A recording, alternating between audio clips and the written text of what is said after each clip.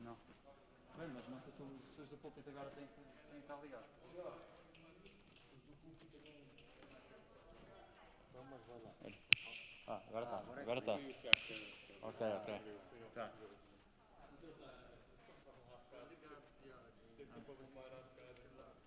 Bem, podemos... Aquele é que eu desliguei e voltei a ligar para o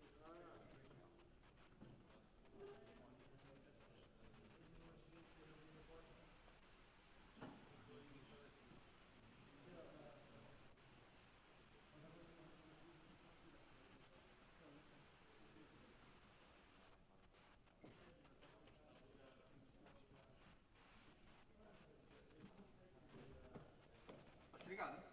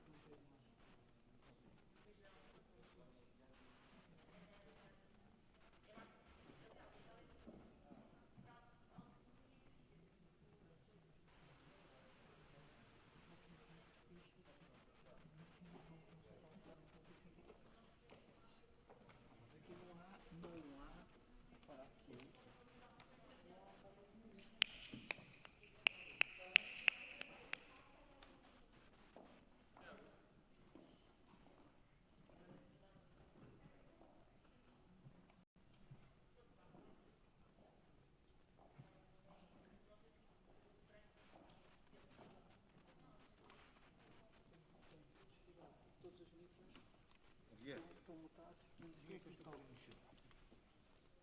Está estranho. Pois é.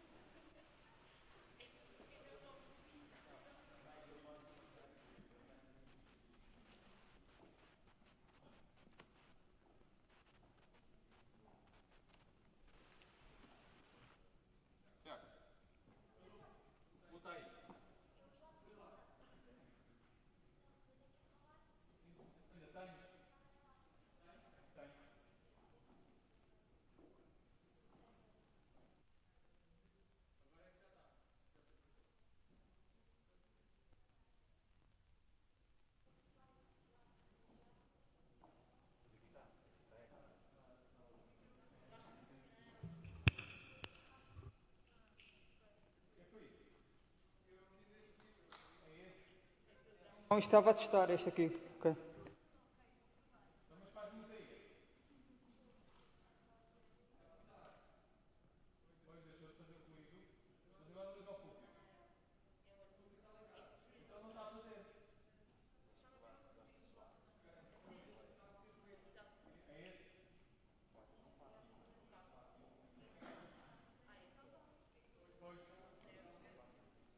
Realmente está com imenso ganho. Ela deve estar a falar aqui, vamos ver, porque está com muito ganho.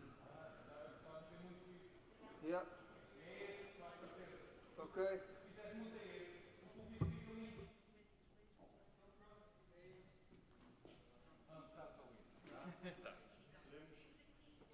Tiago, estás pronto? Espera. Vou colocar o noise gate então. Ok. Nós aqui no palco estamos prontos.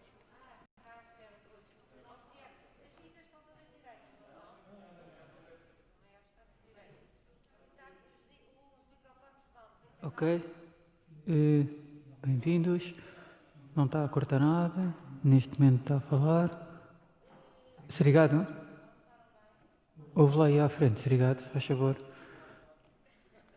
Jorge Serigado? Ouve aí outra vez na coluna. Não, na coluna. O Sunrise Gate está tudo ok. Ok, estou a falar. Já não tem ruído, certo? Obrigado.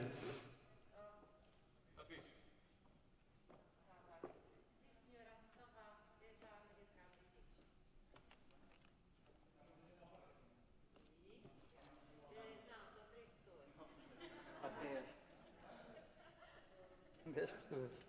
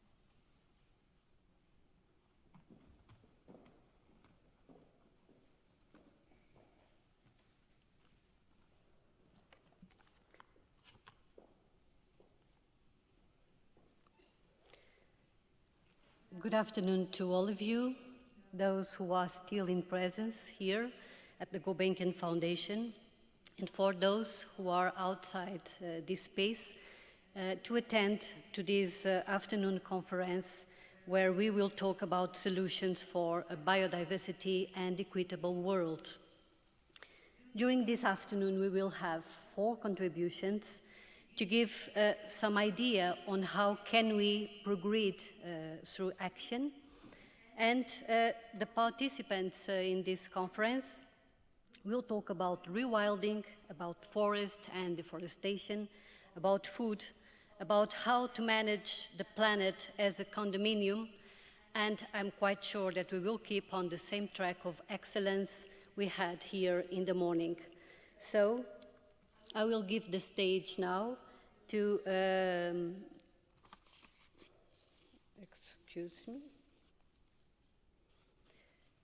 to Henrique Miguel Pereira from IDIV and CBO, and he will talk about rewilding nature. Thank you.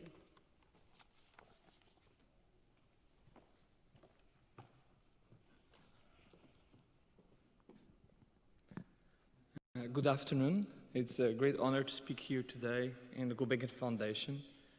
Gulbenkian Foundation really had a huge role for many decades in supporting science and the arts at a time where the government was not able or not interested in doing that. And it's still a symbol of support for these fields in our society here in Portugal. So I'm very, very proud to be here today. Also wanted to thank the invitation from Miguel Araújo that has been a leading biodiversity scientist for many years, and that has given me the opportunity to speak to you today about rewilding. And I want to start by rephrasing again the problem we heard this morning. And in 2010, the countries, after failing the 2010 target that has been set at the beginning of the millennium, set the Aichi targets for biodiversity. And the Global Biodiversity Outlook 5 that was just published a few weeks ago by the Convention on Biological Diversity states, and this is a huge failure, states that none of the 20 Aichi targets for 2020 have been met. And I'm going to talk particularly about one of the targets that I think we can make much better in the next decade. And that's the target 15. And target 15 basically was about restoring 15% of degraded ecosystems worldwide. And this target in both of these 2 components, as represented here in this figure, was not met by the end of the United Nations Decade on Biodiversity, that is this year. And so now, a new set of targets is being designed.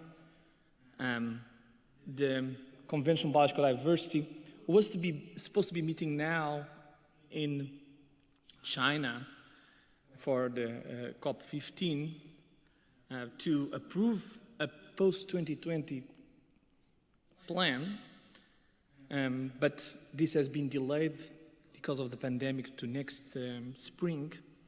But we already know there's already a draft document of how these post-2020 targets will look like.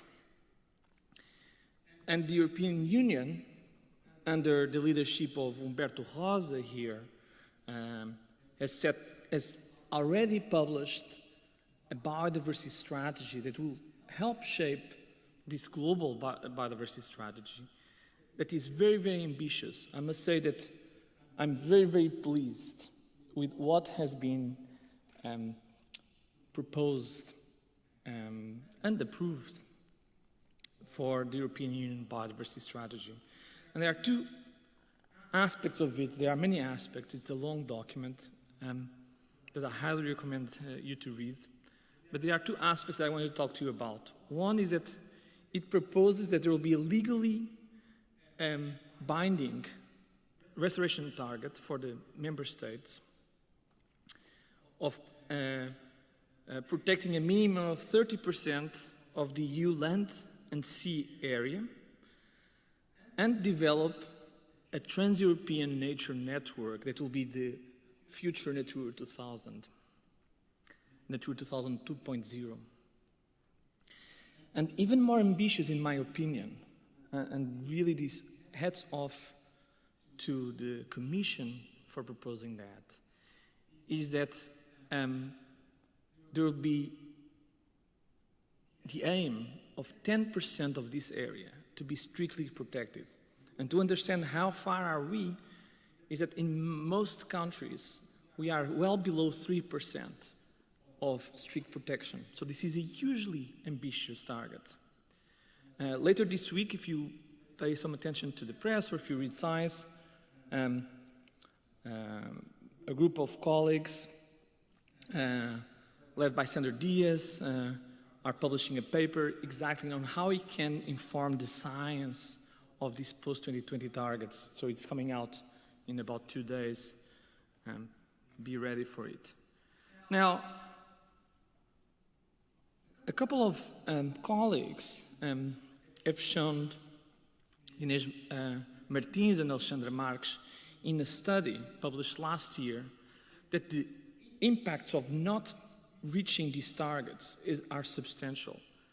Not only in terms of the extinctions that our land use of human-dominated systems cause, but also, and this is really a nexus issue, the impacts on carbon and on climate change. If we were to restore all the human-dominated ecosystems of the planet, just by restoring those ecosystems, we'll be able to immediately mitigate over half of the carbon emissions from fossil fuels and other sources of emissions that we have. It's substantial. The impact of restoration in terms of avoiding extinctions and mitigating carbon sequestration have high potential. So how do we do this? How do we restore nature and stop degradation? And I wanted to talk to you about a huge opportunity that is happening, that is farmland abandonment. And farmland abandonment has been seen as a problem. There is a social problem with many communities being left behind in the countryside. There has been concerns about the biodiversity loss that happens in farmland abandonment. And I'm going to argue that farmland abandonment in reality is an opportunity for rewilding. Farmland abandonment is happening all over the world, but of all the continents. Europe is where it will have the biggest area. This is the century of farmland abandonment in Europe, where due to gains in efficiency of agriculture and change in lifestyle, an area that is about 4 to 5 times the size of Portugal will be decommissioned from agriculture over the next few decades. And these areas have 2 important factors in common. First, they have low productivity, so the impact in terms of the contribution for the food system is relatively low, and they have low accessibility, so they are kind of isolated from other areas. And a few years ago, Leticia Navarro and I proposed that this was a huge opportunity for rewilding. And rewilding is the management of ecological succession with the goal of restoring natural ecosystem processes and reducing the human control of landscapes. Rewilding recognizes that we cannot completely control nature. Nature is unpredictable, and we have to handle this dynamic nature. And it also emphasizes something we heard this morning, that is the emotional value of nature, the emotional value of wilderness. Since we published this book and our original paper a few years ago, rewilding really took off in Europe. it has been covered by many media publications. There's organizations. There is the Rewilding Europe Foundation.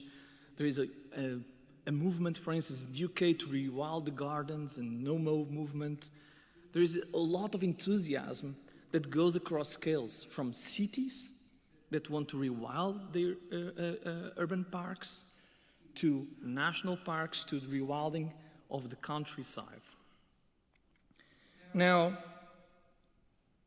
how do we operationalize this scientifically? A couple of years ago, we brought together a group of experts at IDIV to try to identify the main components of rewilding. What should rewilding be about? And it's about restoring. It's a particular type of restoration that emphasizes three ecological axes that interact all together. One is about trophic complexity. It's about restoring the trophic complexity, the megafauna that has been lost, and the functions of that megafauna.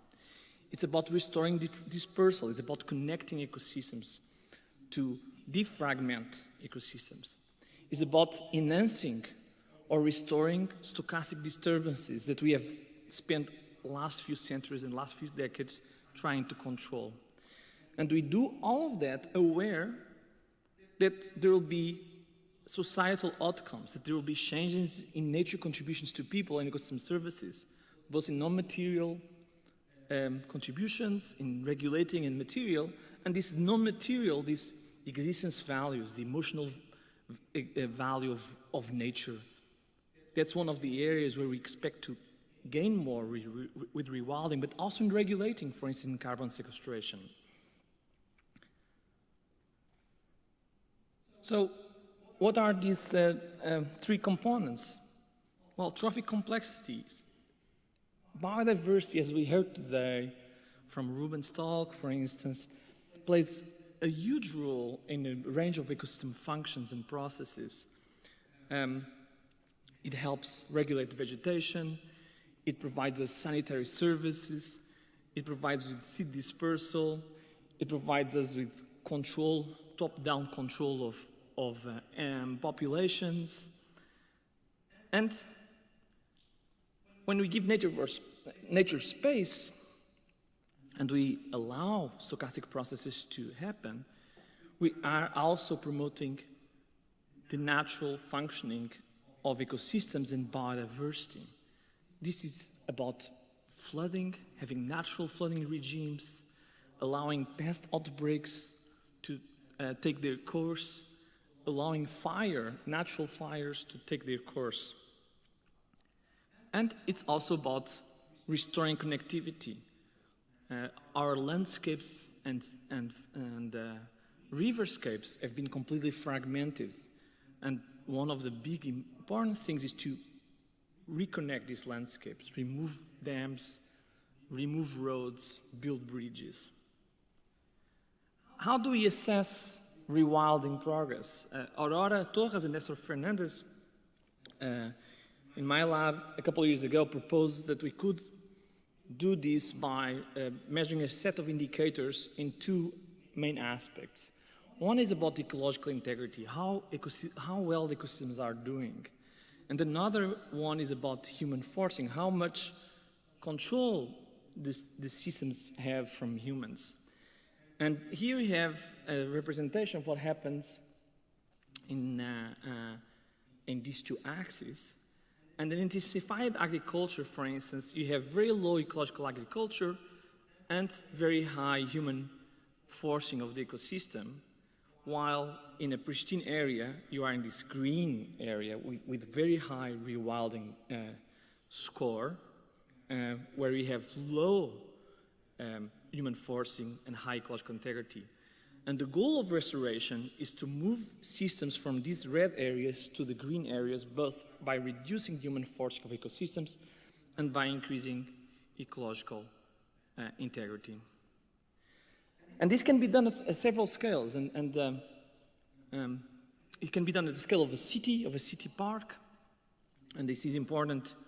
I hope that the Deputy Mayor, Sá Fernandes, in a few years, right now, set up the new targets for 2030 like he did in 2010 for the city of Lisbon.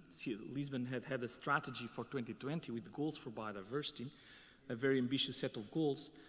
And I hope to see now, for the next decade, goals for rewilding some of our city parks, because this can be done also at the local scale, not only at the global scale, can be done from the local scale to the global scale. One of the things we did recently with a range of organizations, of environmental organizations, was to develop a rewilding approach for trans-European green infrastructure that can support exactly this goal of a Natura 2000 2.0 from the European Union biodiversity strategy of the Green Deal. And we use these three approaches, these three axes of trophic complexity, dispersal, and stochastic disturbances to identify the areas with higher ecological integrity, here identified as green across Europe. And these are the areas, let's say, that are highest priority for protection. But this is not enough. We need to go beyond that and restore in areas that there is an opportunity to restore and connect these areas. So we also identified how can you connect some of these areas? What are the areas that could allow us to connect, also for climate change, as Miguel mentioned this morning, for allowing species to move, but also to have this green infrastructure that connects the most important sites in terms of ecological integrity across Europe. And just to inform you again how challenging is the 10% target for strict protection. This is a map of how much strict protection there is in each country. In Portugal is less than 1%, very, very far from this 10%, and most Europe is very, very far from this 10%. And we have a huge challenge for this decade in building this new trans-European green infrastructure and moving towards this strict protection target. One of the things we did, again, was looking at the cities. How is access to wilder nature from the cities? And this, I see it as the post-pandemic, top trips in Europe. So we have to wait for a few months to enjoy this. But Slovakia, the capital of Slovakia, comes up here at the top as the wildest city. And I heard that you can see a huge amount of wildlife even in the city parks there. And Lisbon is not doing that bad. It's in the medium of the ranking here. Now, just to conclude here, what are our policy recommendations for nature restoration in the EU? We really have to shift from a static view of conservation that has dominated conservation in Europe for many years, including the Habitats and Birds Directive, to a more dynamic view of nature that promotes ecological processes, ecosystem functions, and ecological succession. We need to work on connectivity of these landscapes. We cannot only work with protected areas. We have to build connectivity and bring nature everywhere in Europe. Half Earth is not enough. I'm a great admirer of E.O. Wilson, but half Earth is not enough. We need a full Earth where we need to restore biodiversity everywhere. And the common agricultural policy is maybe one of the main tools we have, or if not the main, to make things better in Europe. And we need to reform it fundamentally. We need to restore biodiversity-intensive agricultural landscapes with a scheme of agro-environmental schemes for those landscapes. And we need to restore promote large-scale rewilding in marginal areas. And we need to do a lot in aquatic systems that have been improving in many ways, but are highly regulated through dams and channeling, and we need to restore also wild rivers. I wanted to leave you with two notes of positive after all the worrisome news we heard this morning. Restoration is possible and it works. I have my main appointment is in Leipzig at the German Center for Integrative Biodiversity Research, And 30 years ago, this was a coal mining landscape. It was a disaster. It was a huge environmental disaster. You couldn't breathe the air, it was gray, there was no soil. Today, you have a beautiful landscape that has been restored. All over, this is huge restoration projects with lakes where people enjoy and forests and parks. And I wanted to end with an example from Portugal. 50 years ago, the Peneda Gerês National Park was created. And today, all this megafauna is back and is much more abundant than it was 30 years ago. One of my friends there tells me that his grandmother lived 80 years in the national park and she never saw a single wild boar. Today you cannot spend more than 1 week there without seeing a wild boar. So restoration is possible, nature protection works, we can do much better, and we need to grab this ambitious EU biodiversity strategy and implement it to the full extent possible. Thank you very much for your attention.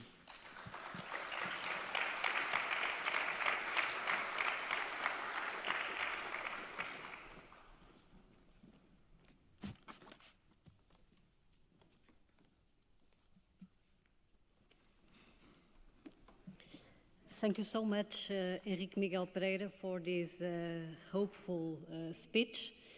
It was very useful to better understand what rewilding is and how nature restoration can be a way to follow.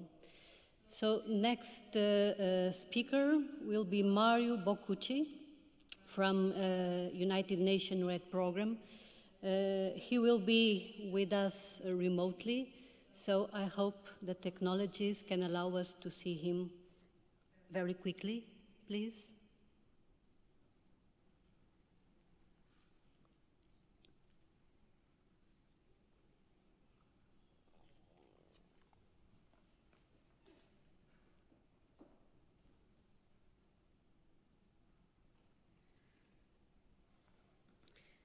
Anyway, Mario Boccucci will talk about reducing deforestation and forest degradation. And I think we will hear about how this can be also a solution for a biodiverse and equitable world. Hello, Mario, are you there? Welcome to this session. Can you hear us?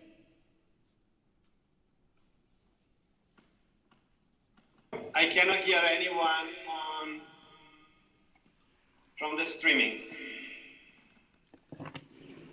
Hello, Mario, can you hear us?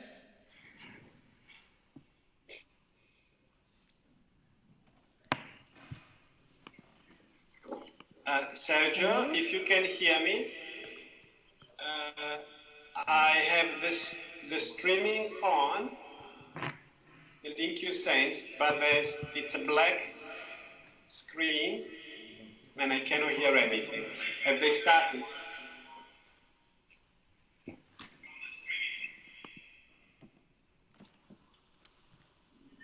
Hello, if you can hear us, we are waiting for you. Hello, Mario.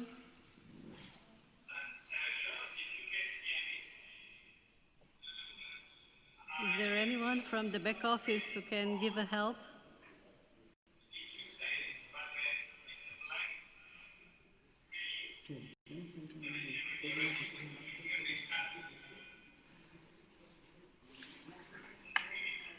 Yes, Mario. Start, please. Hello? Start, please. Mario? I cannot hear anyone. You can hear us. Please. Start. No, of course not. Sergio, are you talking with me? I hear. Shall we go to the next speaker, or shall we wait a while more?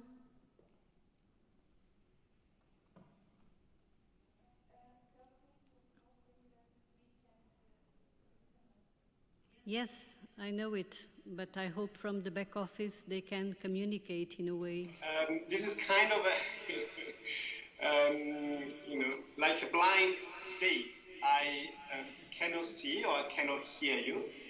I've been told it's my time to make my intervention. Under these circumstances, I will try and keep my intervention fairly straightforward. And there are three things that I would like to cover. The first one is on nature-based solutions, framing it. The second one is specifically on forests as a key, ready to scale up nature solution. And the third topic I want to cover is on next steps. Where do we go from here? So, starting from the first point on nature-based solution and framing it. It is clearly we are entering a new era. We have been for the past decades discussing, bringing up the evidence, negotiating the fact that nature has a key role to play in addressing a number of planetary crises: climate, development, biodiversity, and now we've also seen COVID. So, as some of you may have seen 3 weeks ago during the General Assembly, there has been an unprecedented number of leaders that have stepped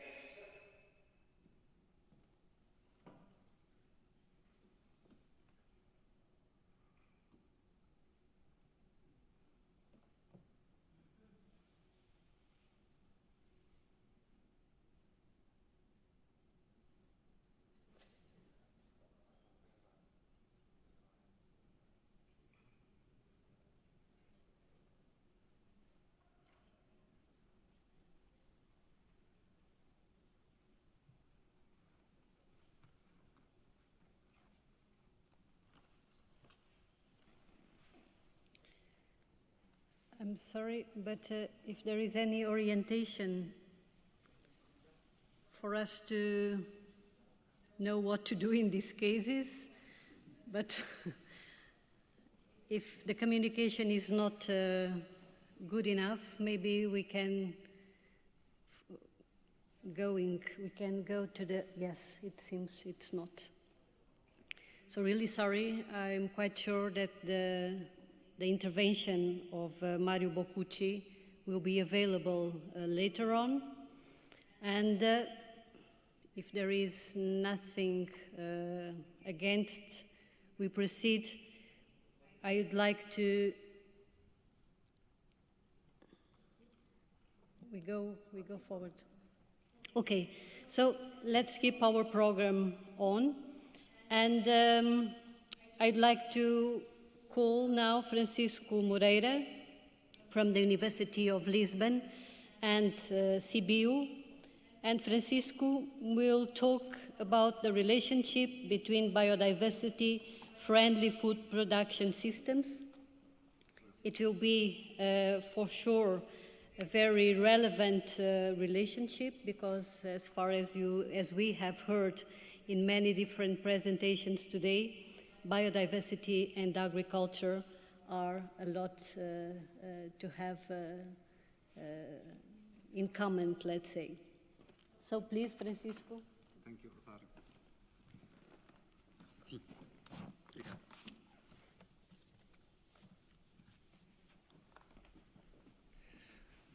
Good afternoon, everyone. Thank you very much for the invitation to attend this interesting event. So I was asked to talk about biodiversity-friendly food production systems. So I thought it would be better to start by the key basics so that no one will complain that we did not remember this, that yes, we need to feed billion people, and there will be a continued demand for food in the next decades. Of course, that does not necessarily mean that we need to produce more food, but that's another story, which I have no time to address now. So, in any case, let us not forget that biodiversity is the foundation of agriculture. We eat plants, we eat animals, and that in addition, agricultural production is highly dependent on what is called ecosystem services. So we need nature to help us regulate with pests and diseases. We need nature for nutrient cycling, for nutrient sequestration, for soil organic matter, water retention, soil fertility, pollination, very important. We have been addressing this topic in the morning. So it is important, and in fact, quite recently, FAO wrote a massive report acknowledging this, a report on the state of the world's biodiversity from the perspective of food and agriculture. Now, if we want to focus now on biodiversity-friendly food production systems, we need to address the relationships between farming systems and biodiversity. And I do use a lot this simple graph showing the relationship between the intensity of agriculture and biodiversity levels. And this graph shows us that in what we call intensive agriculture, we have scarce biodiversity levels.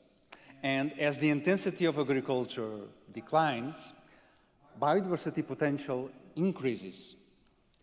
And in fact, it's funny that this graph suggests that a world without agriculture would be poorer than a world with some low-intensity agriculture.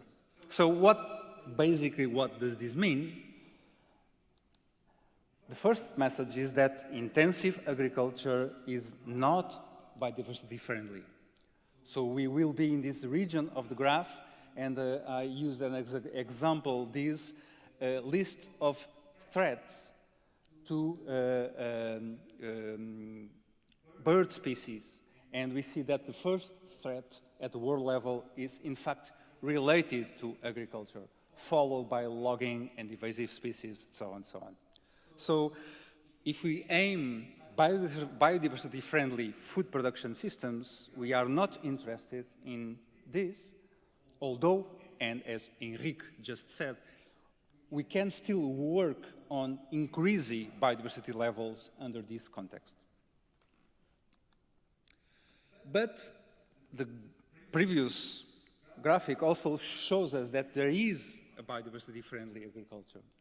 And that's what we call in Europe, at least, high nature value farmland.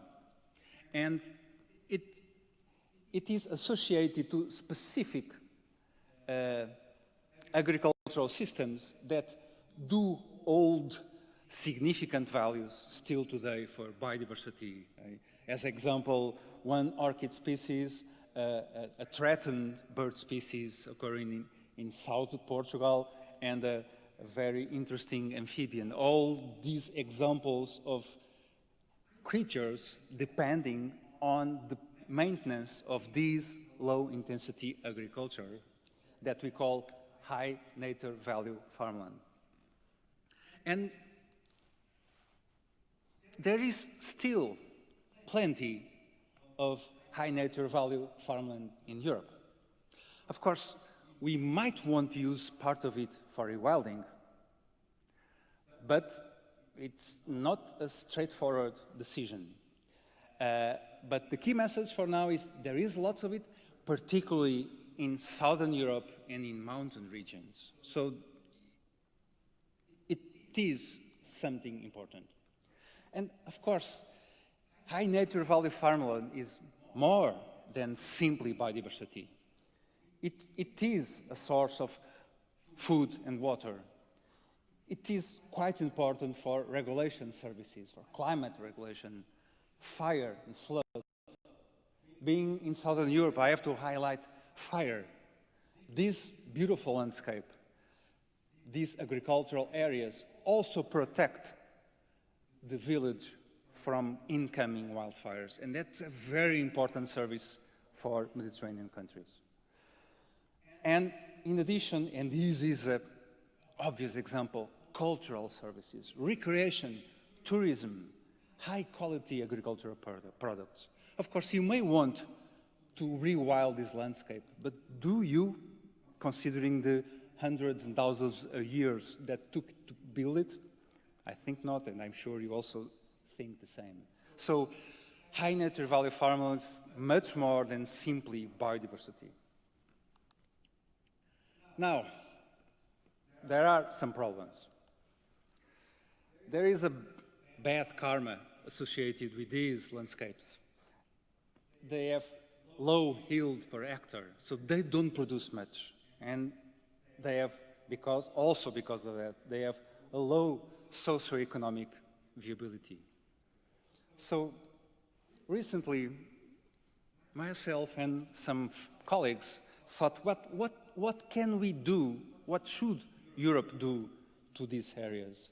And we kind of made an analysis of what are the possible scenarios. And so we, again, depicted a very simple graph relating intensity to socioeconomic viability, and this is where we are now, business as usual. And we thought, okay, maybe in some cases we leave those back to nature. It's rewilding. They will no longer be high nature value farmland. Maybe they will become high nature value forests, but they will not be farmland. Other alternative, let's assume, let's intensify. Let's make it more productive. They will lose the biodiversity value, most of it, and they will become production farmlands. But there are other scenarios. Let's keep just a part of those as a kind of museum landscape and forget all the rest. Leave it to rewilding, for example. Or, and that was the focus of this paper, we made some suggestions to try to make these more viable from the socioeconomic perspective.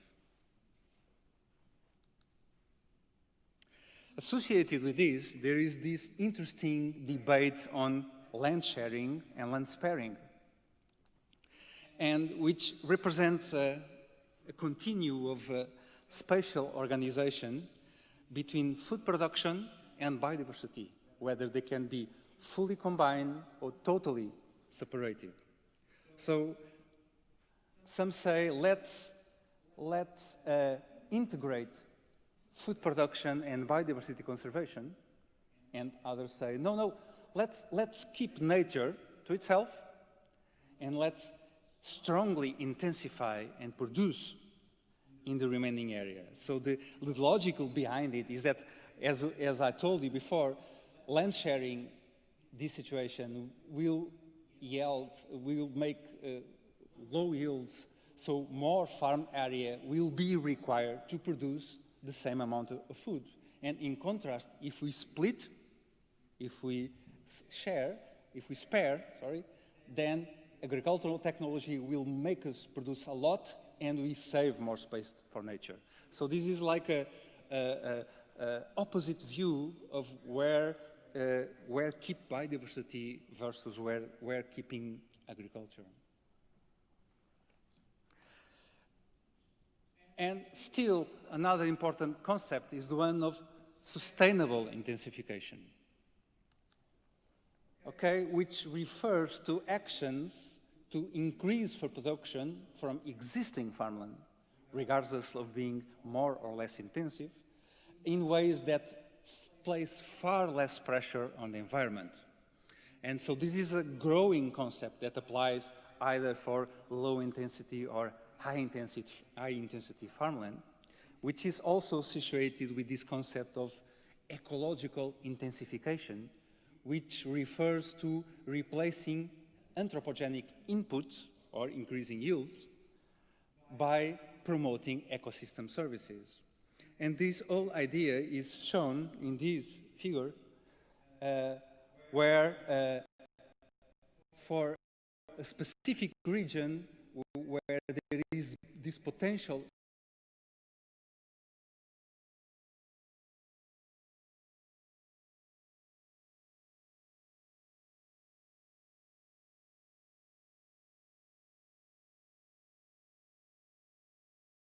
this production value reach this stage because there is not more pest regulation. So if pest regulation services are increased, either by using chemicals or ecosystem services, if it is increased, we can close the yield gap and increase the value of production. So the idea behind ecological intensification is to promote these services using nature rather than using chemicals. And so nature can be used to replace part of this regulation potential in green, or can even be increased and closing yield gaps. So there is lots of interesting discussions on the role and how to place agriculture and biodiversity, which we can come back again to in the discussion. So to finish, what does the EU biodiversity strategy for 2030 has to say about these topics? Interestingly, they are mentioned in there, so the strategy defines the setting of a nature restoration plan for restoring ecosystems across land and the sea, and agricultural issues are addressed here, and in particular in a specific action point called Bringing Nature Back to Agricultural Land, where the proposed key activities to implement include working closely with farmers to incentivize the transition to fully sustainable practices. And of course, the common agricultural policy is key for this aspect. Okay? Second, reduce by 50% the use of chemical pesticides to protect pollinators and biodiversity. 50%. The big chemical companies are not liking it. In addition, bring back at least 10% of agricultural area under what they call high diversity landscape features. And so it's coming back to agricultural land and increase its biodiversity potential to provide space for animals, plants, pollinators, natural pest regulators. Then a very, very ambitious objective, 25% of agricultural land in the Union to be organically farmed by 2030. Then agroforestry as a key bullet indicator. Let us implement agroforestry systems. And finally, review marketing rules for traditional crop varieties. Lots of important components of biodiversity are also used for food as livestock breeds, etc. So the idea is to protect and promote genetic diversity, which is an important part of biodiversity. And so in 10 minutes, I think these are some key points that I would like to address. So I end up with a photo from Douro Valley, okay? Olives, vineyards, olive oil, wine. So the question is, can we add biodiversity to this landscape?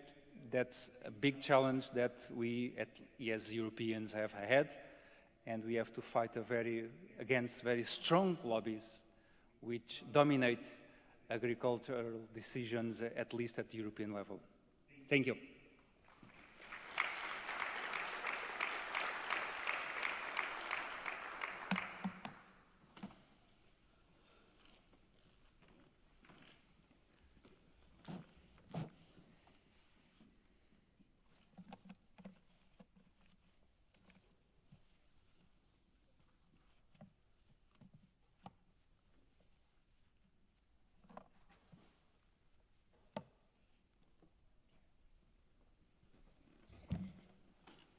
Thank you so much, Francisco Moreira, for your challenging presentation.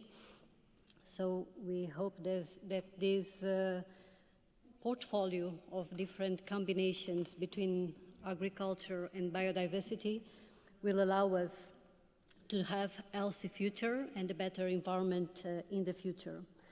So it seems that we are not able to reestablish the connection with Mario Boccucci.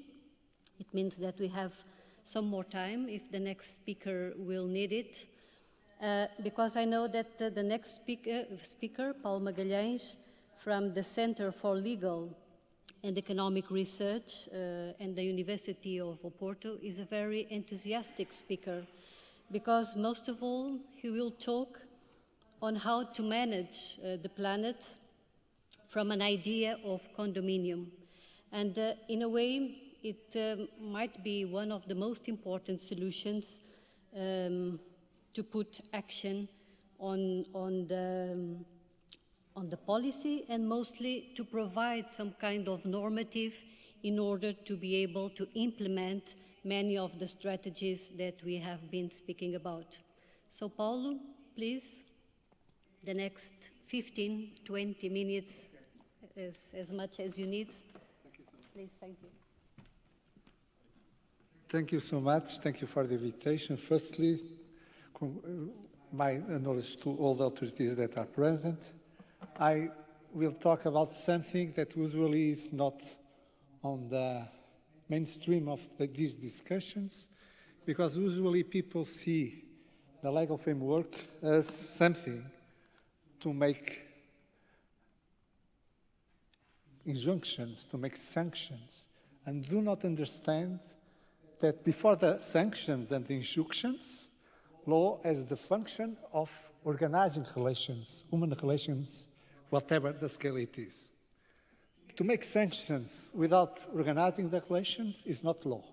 It's a list of sanctions, and environmental law is a list of sanctions. It's not law for me. Because environmental law only see the damage, do not see the positive impacts that, for example, the ecosystems make on their system. Because they are not visible for law, they are also not visible for the economy, and we still always on the same place with the same questions without answers for these questions. And this discussion, that is not a theoretical discussion, starts precisely when the question of climate entered in the UN agenda in 1988.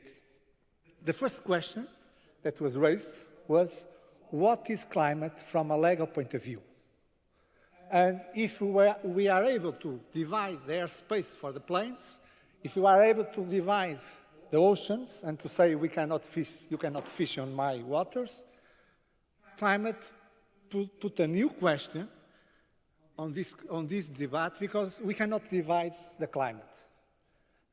It's not even from an abstract point of view, a legal abstract point of view, we cannot divide the climate.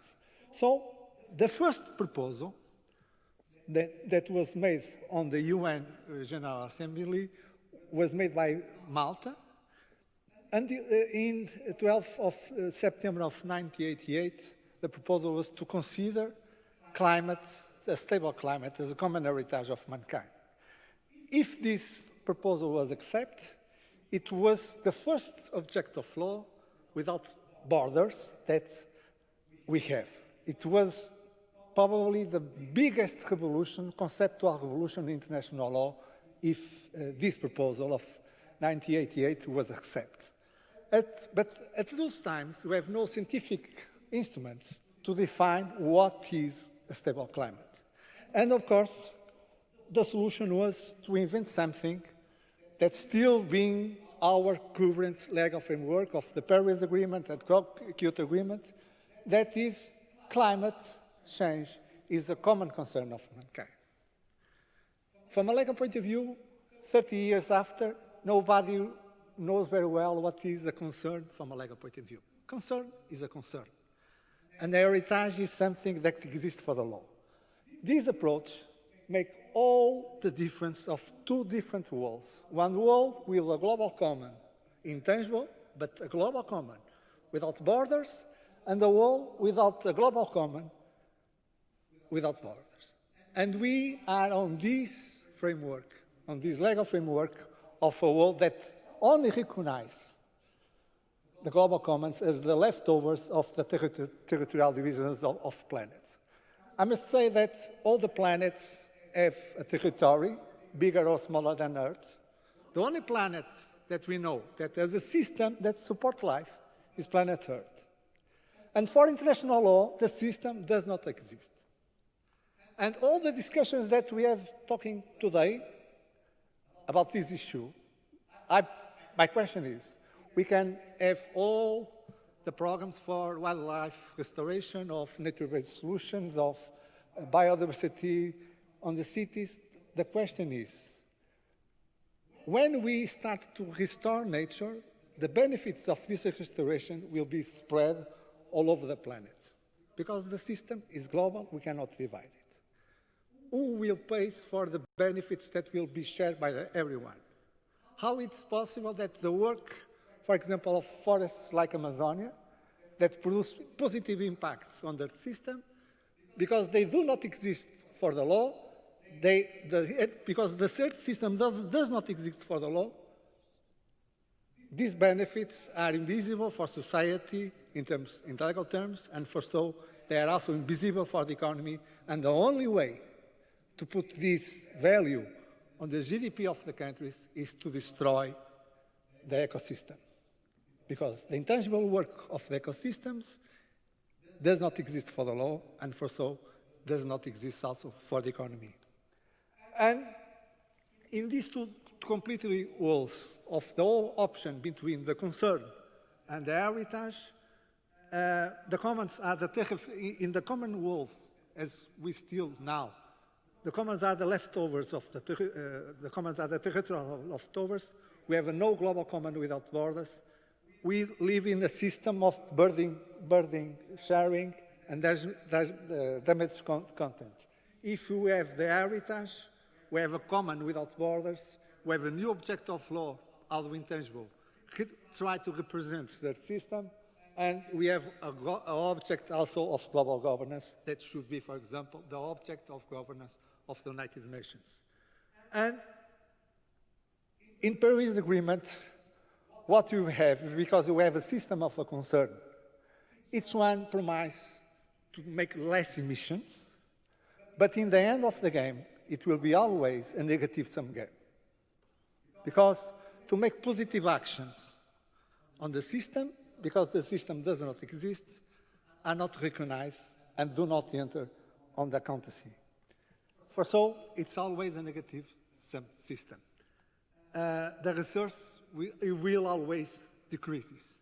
In the heritage, because the stable climate exists as a common good, exists as a legal object, we must have one accountancy of the negative impacts that are considered as the value loss, but, and this is all the difference, the positive impacts are a value gain in the heritage, in the common heritage. In the heritage approach, the intangible work of the nature could correspond to a wealth creation. This is a problem of defining what is value, what is wealth creation. How it's possible that we consider that this computer has a value for economy, and the work of nature made by Amazon or made by any ecosystem does have no value. And the only way to put a tree in the GDP of a country is to destroy the tree, and the value of the wood is bigger than the value of the work that this tree made on the ecosystem. This problem, before being an economic problem, before being everything, is a legal problem, that without solving this problem, we will be here talking of the same things that we are talking from 30 years from now, from ago, okay? This is a structural problem And the structural problem only can be solved if we address the structure of the problem. And why we do not have economic mechanisms to pay for negative emissions now? Why? Because the common, the intangible common, the earth system, does not exist for the law, and for so, these benefits, no one pay for the benefits that someone can make to the commons. This is something that we need urgently to restart to discuss. And this is also one basic question for all human activities. All human activities need a proper legal framework to be possible. Because we cannot divide the climate, we cannot divide the system. Only a proper environmental framework for the commons can allow to manage the commons in the successful way. So, without solving this problem, it will be impossible to restore or to build one economy that is capable of restoring a stable climate or a well-functioning earth system. So, in this scenario, it is possible to build one economy of caring and restoring the earth system. With this presentation, very summarized, I can almost present everything in my presentation in these previous slides, but I will try to explain more that today we have the tools to do the things. What is missing to do the things that we have talked today during the morning is the social engineering to find the solutions. Because we have the technology, now we have the knowledge about ecosystems, now we have the knowledge to define the common good of what is a well-functioning earth system, and to understand the things. I like very much this slide to explain we are on the Holocene period. And what we are talking about when we talk about stable climate? We're talking about this, the Holocene period, the last 11,000 years. What you see here is the size of the Arctic on the last 100,000 years. And this is when we ask what is our common home. What is the common? Is the planet or is this period of the Holocene? And this question helps us to distinguish what is the territorial approach, how law still seeing the planet, to distinguish the planet, the territorial planet, from the system, and the hardware from the software. We can divide the planet, we can divide the seas, the space of the seas, the system that is there, we cannot divide it. It's a common good. And the only way to manage a common good is to address it as a common good. Here you have the composition of the atmosphere with life and without life. The difference between one atmosphere that allows the Holocene period and the one without life. How it's possible that our economy does not see this work that make this planet a place where life could rise. And what we see in this slide, this is a stable pattern of function of the Earth system, is a stable climate. And here you have a pattern of stability that allows to be predictable seasons and the predictable temperatures that allows the human development. Our civilization is based on this intangible good. That is a stable climate. Before the Holocene period, there is no CO2 enough on the atmosphere to make agriculture and to build a civilization.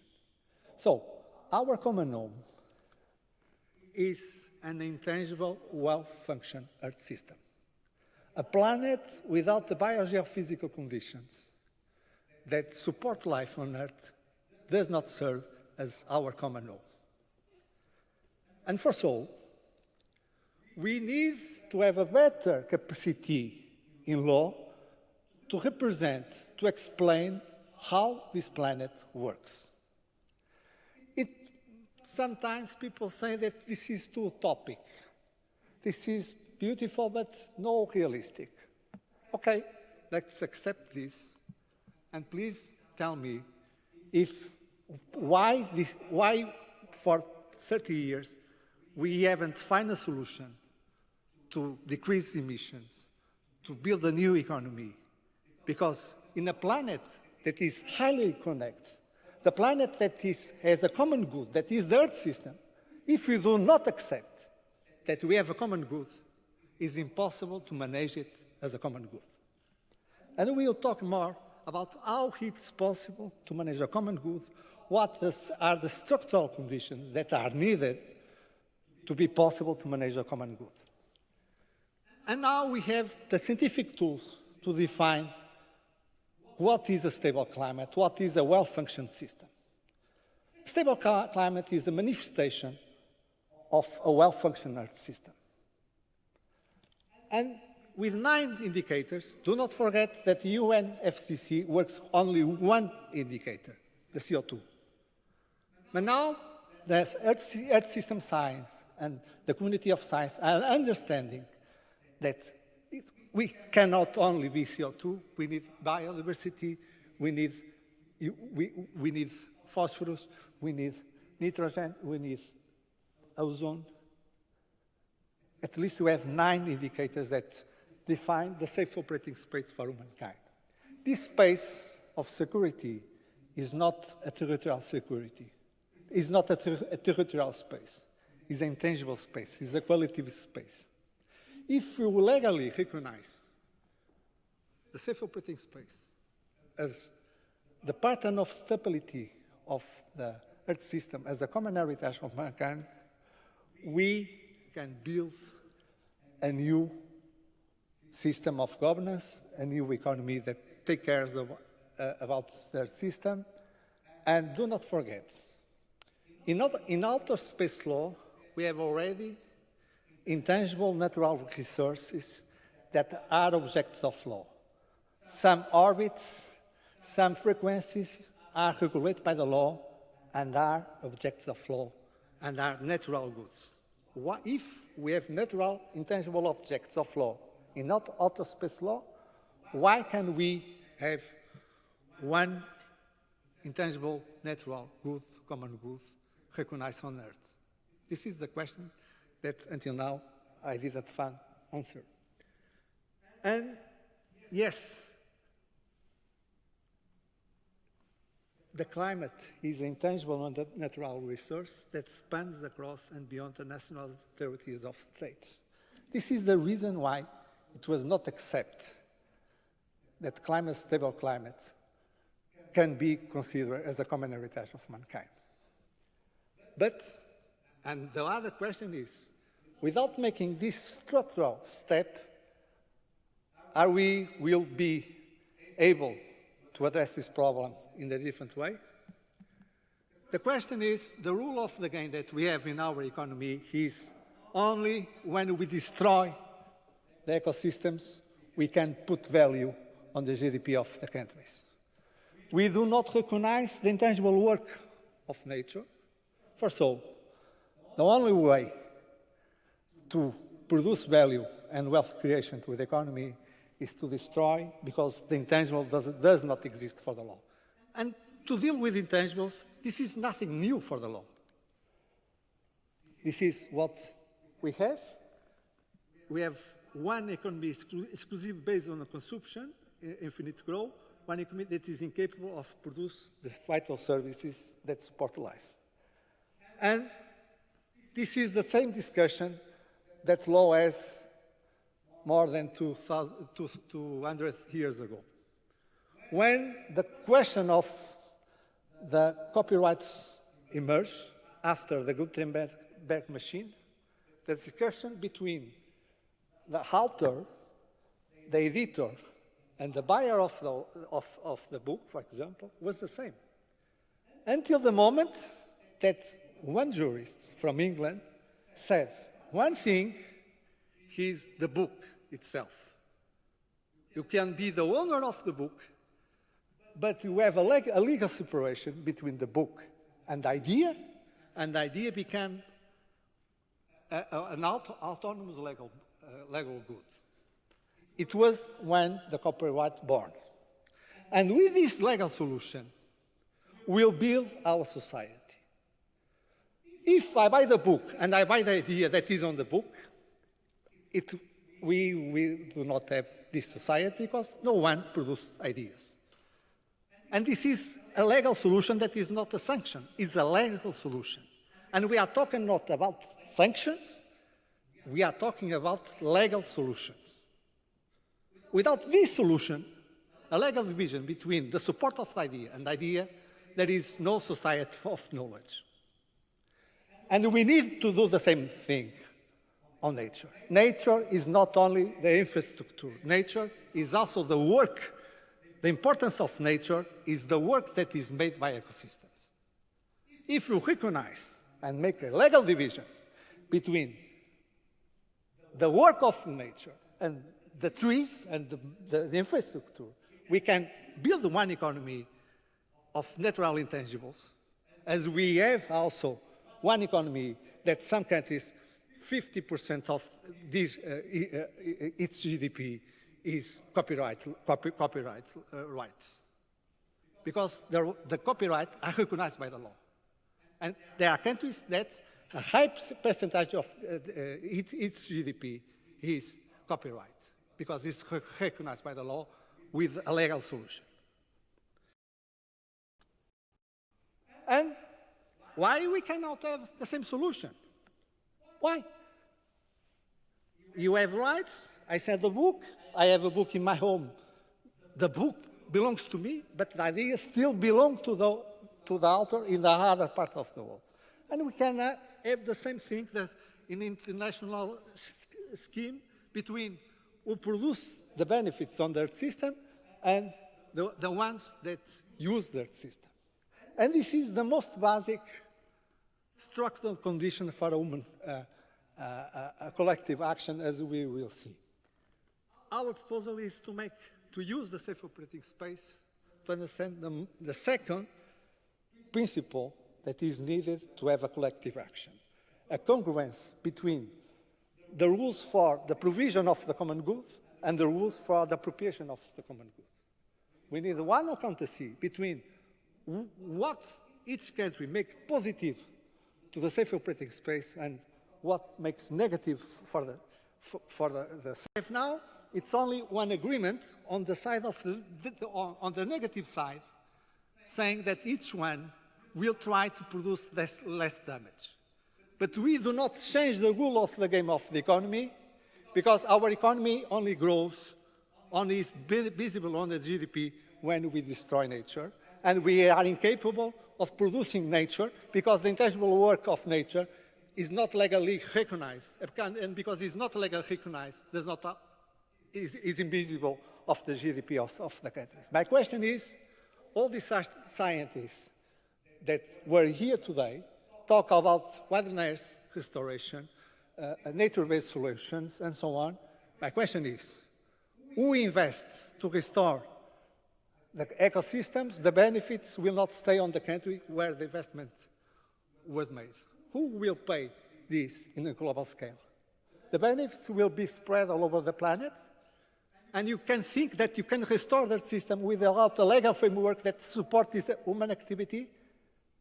Do you think that it's possible to restore that system without a legal framework for do it? This is something crazy. And here we have the structural conditions to make possible a collective action. The Earth system, or stable climate, is not only a common good from a legal point of view, because you cannot divide the system, even if in an abstract way, but also from an economic point of view, is a common good because it's exhaustible. A good that is exhaustible is not a free good, it's a common good. And the first step, the work of Eleanor Ostrom about how it's possible to manage successfully a common good, he said that first one is to define the common good. Second, reciprocity, congruence between the rules of provision of the common good and the appropriation of the common good. Without this, there is no agreement, there is no possibility of collective action. After, equity and fairness, depending on the reciprocity and prediction of behavior. If the rules are, the more benefits you produce to the common good, the more benefits for you, I can predict your behavior, and I only change my behavior if I'm able to predict the behavior of the others. This is collective action, okay? We cannot expect from any society, any group, a small group here between us, or the humanity in the global scale. A collective action needs this. Without these structural conditions, it's impossible to have a collective action because, as very well Eleanor Ostrom explained, no one will be the sucker. This is the expression that she used on the paper, no one will be the sucker. So, only with this information and communication, we start to build confidence, and the confidence starts to emerge. Confidence will not emerge because we talk about confidence. Confidence can emerge if we can create the conditions to the confidence to emerge. And the first step is to define the common good. Without this, sorry, we will not achieve. We still do not accept that this planet is not only a territory, and we do not accept that we have a global common without borders, and that the global commons of this planet are not only the leftovers of the territorial division of states. Today, for international law, the global commons are the IC, the seabed, Antarctica, and so on, the leftovers. And everyone understands that the system is common, we cannot divide it, and this is a condominium, okay? Why the condominium is so different from the other solutions? Because the condominium is not, I do not learn nothing about condominium in the University of Law. What they teach me on the university is that we have common property and private property as separate things. Because we have these two forms of property on the same place in the condominium, they didn't teach this because this is too much complex. So, for example, in the Spanish doctrine, they call to condominium the complex property because it has no definition.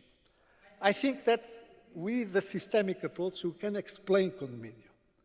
Condominium is a system where, firstly, we define the common systems, the common parts. And after this functional division, we make a special division. And after, of course, there are overlap between the common property and the private property. And inside my apartment, the system of water, energy, or elevators are common. I have overlap of different legal status on the same place. This is a condominium. This is what we have on the planet in a global scale. We have a system that is common, that is in an overlap way with the sovereignties of states. To manage successfully the system, we do not need to abolish the borders. What we need is another legal abstraction that represents the unity. The borders of states are legal abstractions. We do not divide the sea or the airspace with a legal abstraction. Now we need to create a new legal abstraction that is able to represent the system as a single whole, as it works on the nature, and in this overlap to manage the system without threatening the sovereignty of states. Because you are talking about different things. One thing is the system, another thing is the space where the system operates. And this system should be the object of global governance, the object of governance of United Nations. So, thank you so much.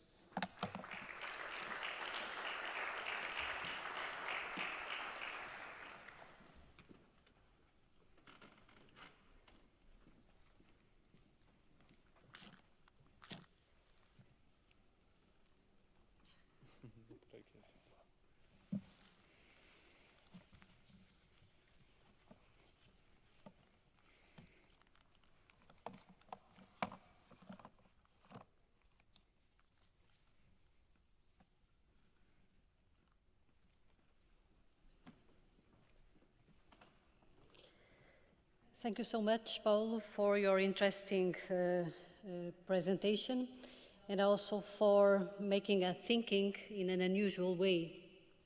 So it seems that the way we manage our ecosystems are fundamental in order to find real solutions.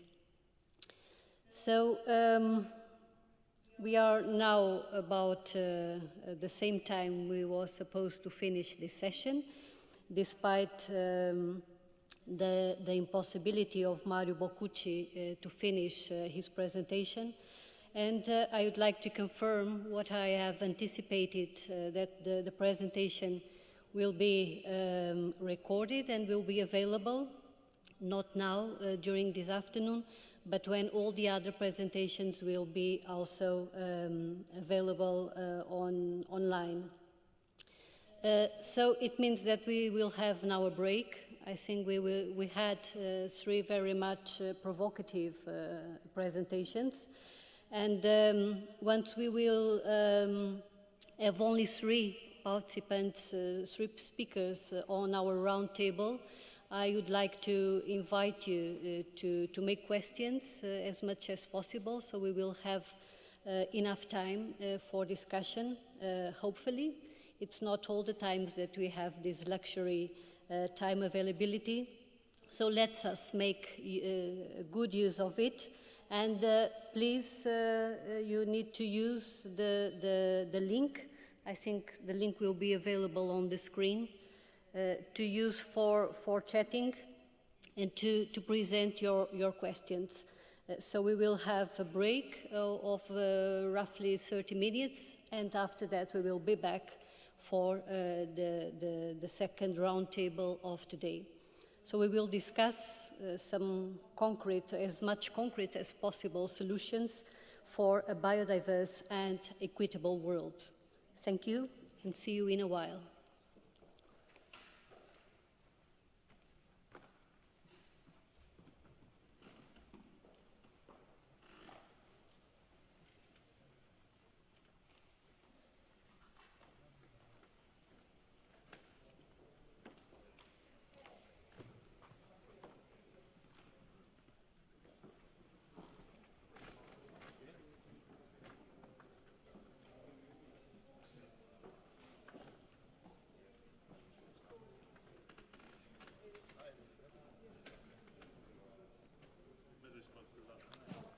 Esse é para as mesas e cadeiras. Esse é para as mesas e cadeiras.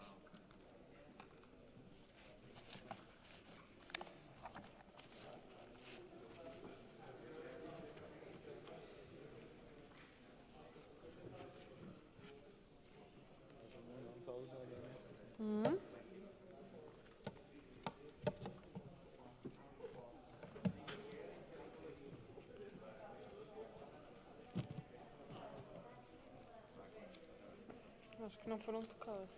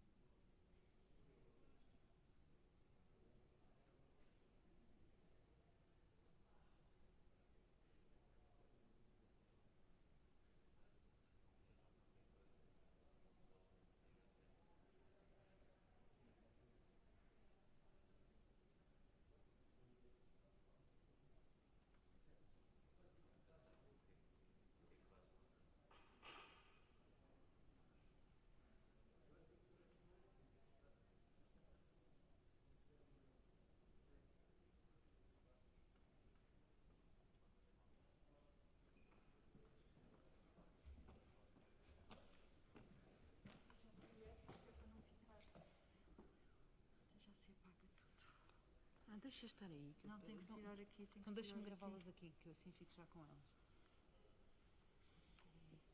Vou-lhes enviar atualizadas. Então, mas estas são não é as melhor? últimas, não? Não. Então, Como o não? Miguel Eles não entrou fizeram ontem daqui? e hoje alterou. Então, Sim, mas pois ele pode, fez sim, a pode partir fazer daqui, isso. não é? Eu quero é que isto pique, isto demora tanto. É? Sim.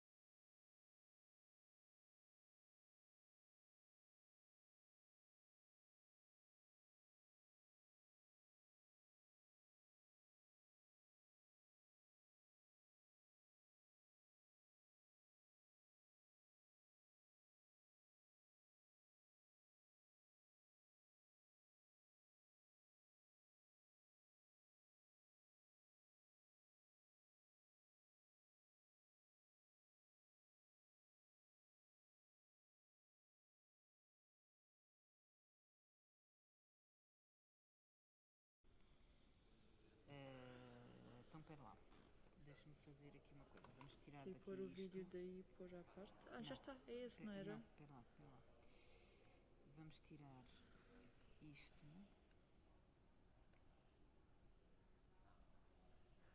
Eu tenho que lhe pôr aí porque eu paguei daí as da manhã para não ficar tão pesado. Eu tenho que lhe dar isso tudo. Ah, tá bem, mas isso depois... envio-lhe. Sim. Então, isto saiu ou não? Saiu. Só digo que se perde. Não interessa. Então, vamos só experimentar, porque depois isto não funciona. Alguém vai ouvir berros e gritos e apitos e a gente tem que... Portanto, se eu fizer assim, eu... Não. Porque... Só quando estiver ali é? Então eu vou-lhes pedir, espera lá.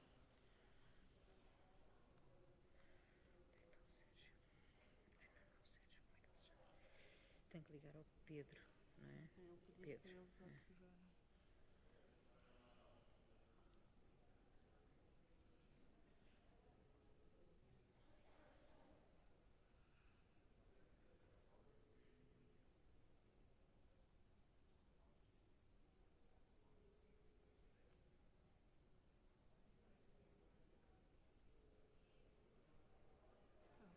Sim, eu também. Estou, Pedro? Olá, é Sofia, tudo bem? Olha, faz-me um favor, pedes aí aos colegas da Gulbenkian que ponham no ecrã a apresentação que está aqui no computador. Só para eu testar os vídeos, porque eu não sei se isto está a funcionar ou não e quero ter a certeza, está bem? Eles que ponham e eu vou corrê-la toda com o clicker, tá?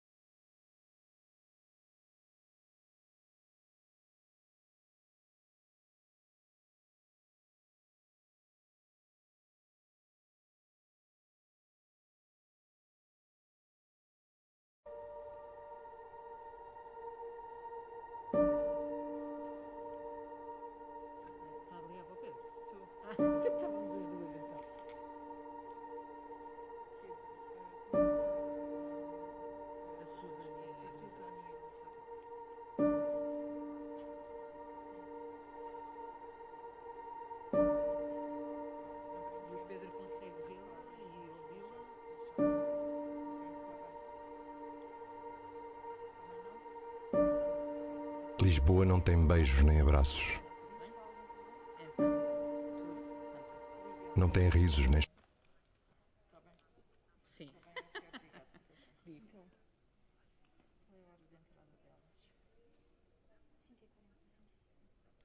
Sim.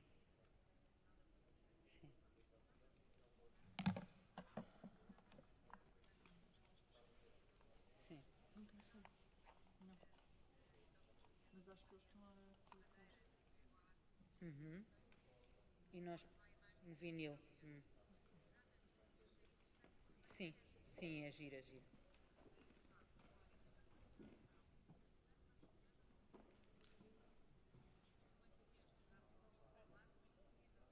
Ótimo, perfeito.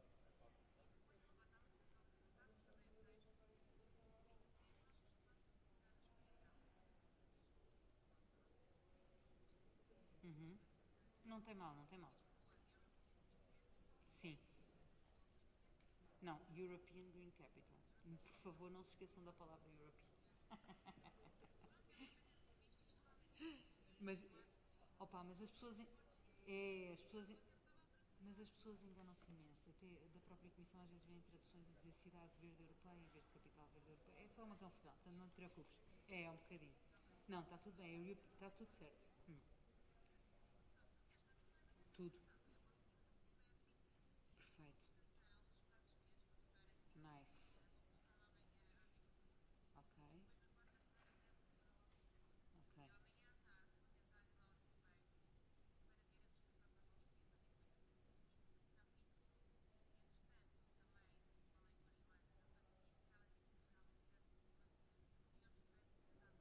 Se houvesse umas quantas, claro, claro que sim. Está bem, está bem. Não vale a pena? Não, não. Não.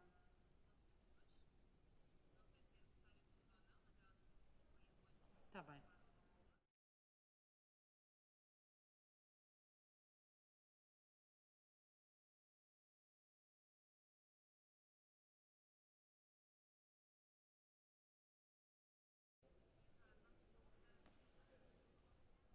Pronto, então, olha.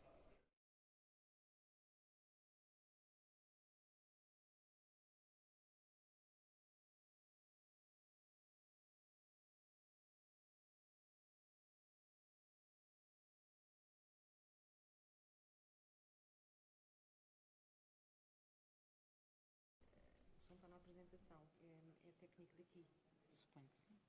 Eu não sei se o som está na apresentação. Não, está, porque eu ouvi, eu Pois, gostei. é isso.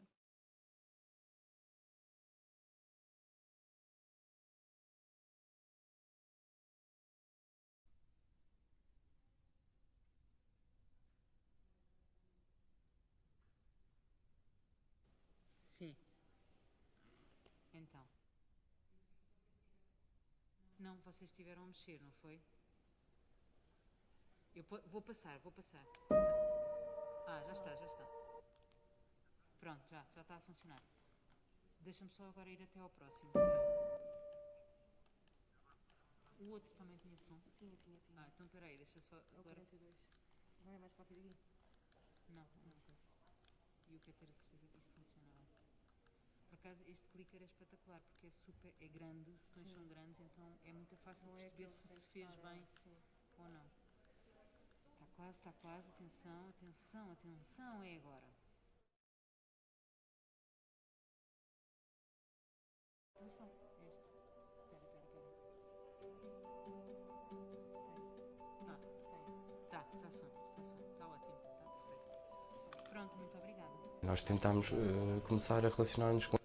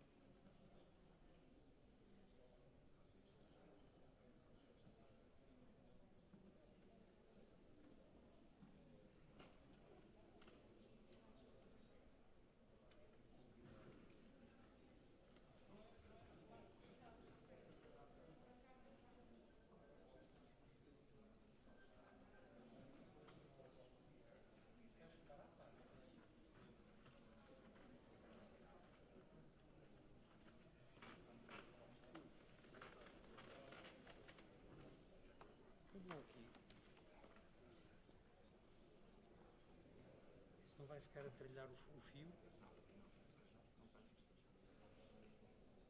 Não? Também podemos pôr coisas deste lado já, certo? E é preciso trazer alguma coisa agora.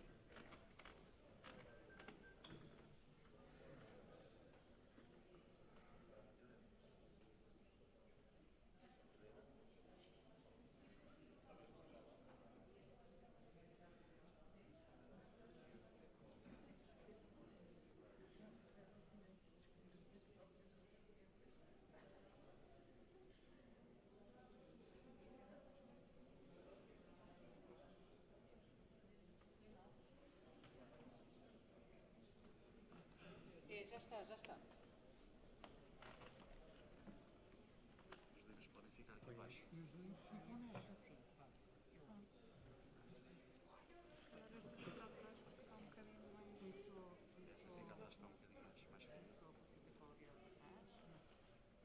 Pronto, está perfeito. Ótimo. Não enviou nem ninguém. Está tapado.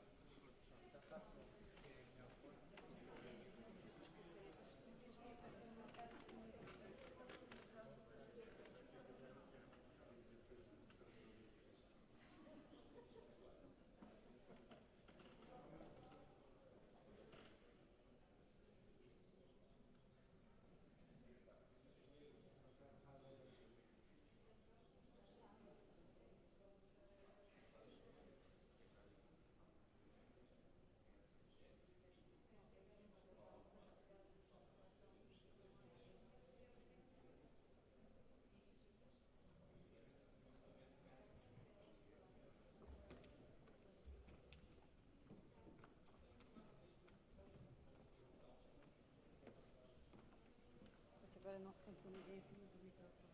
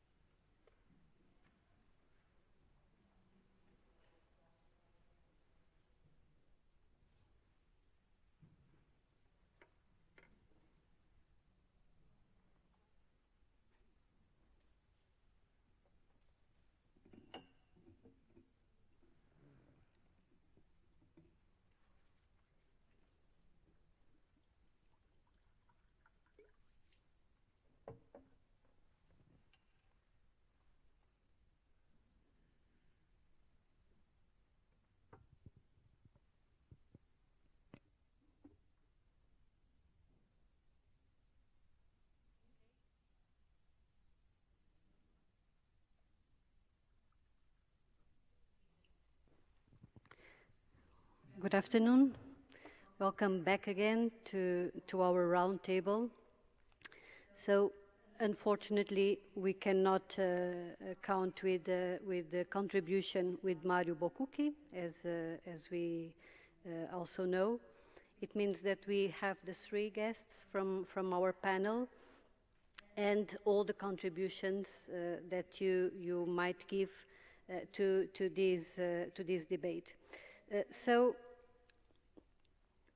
I think one of the evidences we've got from not only the afternoon presentations, but during the whole day, is that the post-pandemic world calls for action.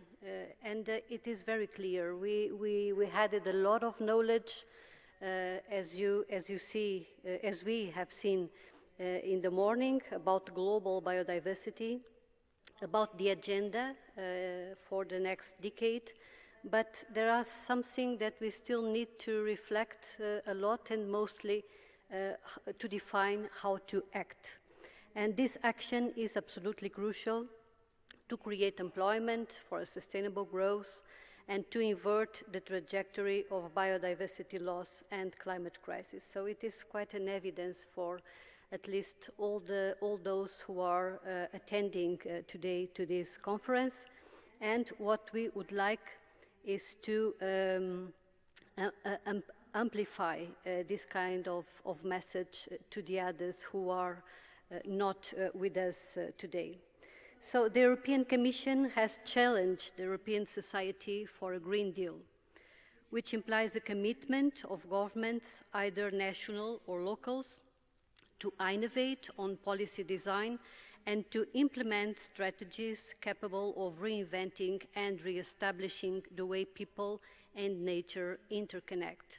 So if we want to start a new agenda, a new relationship between people and nature, it's absolutely crucial to have this notion on how to make action. So it seems that this action should be something different than the one we implemented in the past, and it implies also some kind of innovation. So innovation, in whatever sense, implies significant input on creative concepts, models, and solutions to transform the current reality towards an equitable future that might satisfy both the balance of nature and man ambition. So, despite we recognize that nature needs to be recovered, we still need to assume that man will continue to be ambitious. So, I would like to start by maybe one first round of exchanges of ideas.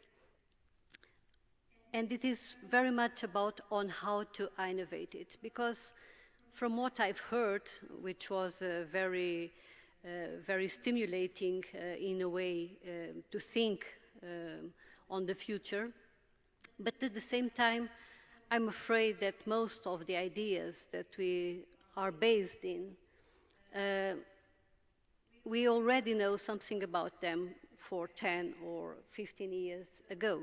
So when we talk about high nature values in relation with farming, I'm quite sure that the European Union established some kind of policy 10, 15 years ago, or even more, a little bit more maybe. When we talk about rewilding, it's something that is not absolutely new. So also the idea on how to managing the world according to a condominium idea was also set up some time ago. So how can we really not only convert all these ideas that we already something know about into action, but at the same time, how can these very inspiring concepts can be innovated in a way to be more effective nowadays? So I'm here because we just realized that gender was not an issue on this panel. So I'm here just to be a little bit more balanced between the three colleagues I have with me. But Paulo, so we start. Thank you. Hello. Yeah. I think my proposal is more holistic, so I think we can start by the holistic and after to go to more the time. I think the innovation is really to rethink the concepts of commons. Redefine the commons in the Anthropocene is the title of one article that will be published next month.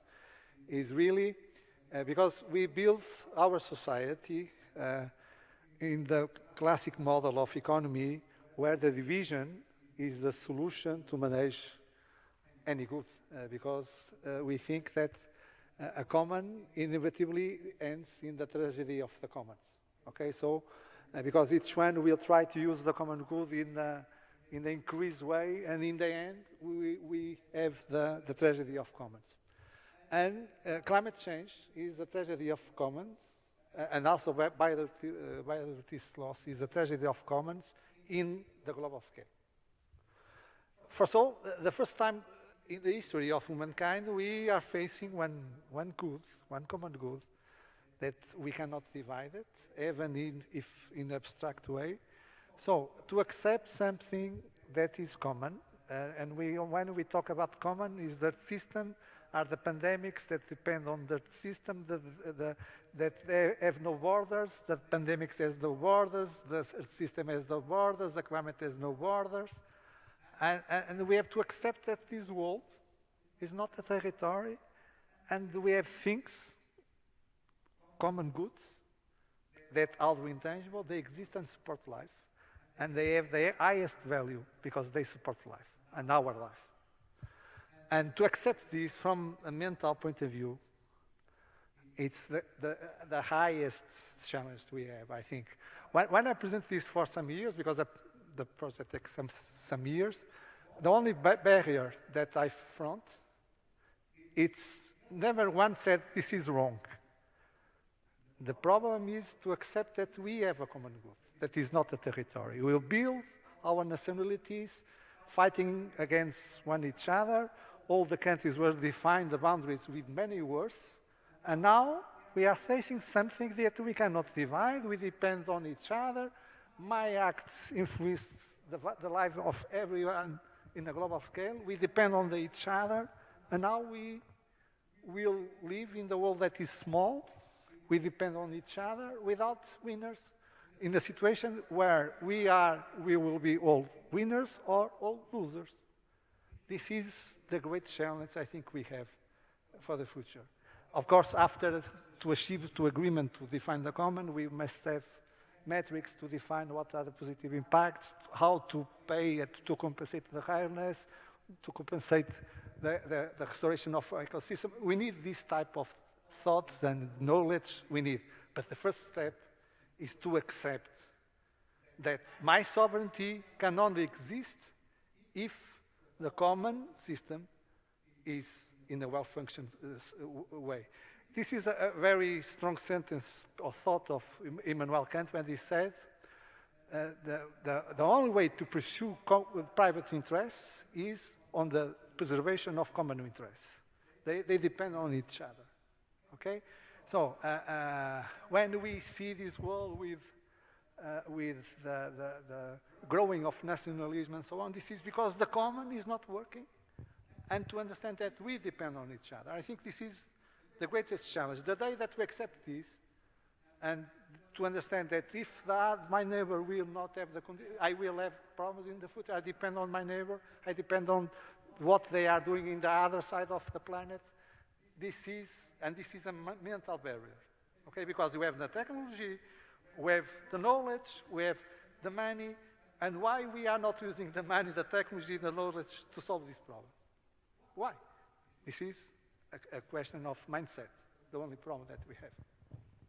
Okay, thank you. Who is now giving a contribution? You, Francisco, please. Just to start with a small comment to what Paulo just said. I like the concept, although my own experience is that one of the worst things of one annual cycle in my life is the condominium meeting once every year. So I know how a condominium can be complicated, and most of you all probably knows. So yeah, I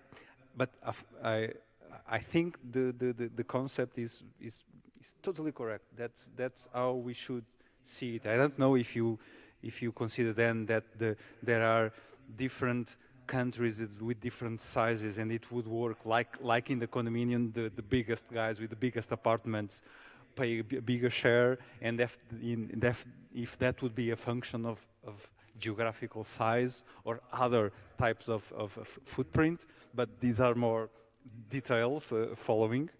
But being closer to the next 10 years, coming back to the next decade and to this strategy of the European Union for biodiversity, and thinking about agriculture specifically, I think that there is still a big gap between European citizens and the people that produces and makes the final decisions on policy issues in Brussels. And that's obviously visible in agriculture as well as in other aspects. But for agriculture, there was a big inquiry at European level for European citizens, and the result was very clear. What European citizens want from agriculture is not more food, because at least today there is not a problem of food scarcity in Europe. So what citizens wanted most is environment, quality of food, not the amount of food, quality, environment, biodiversity.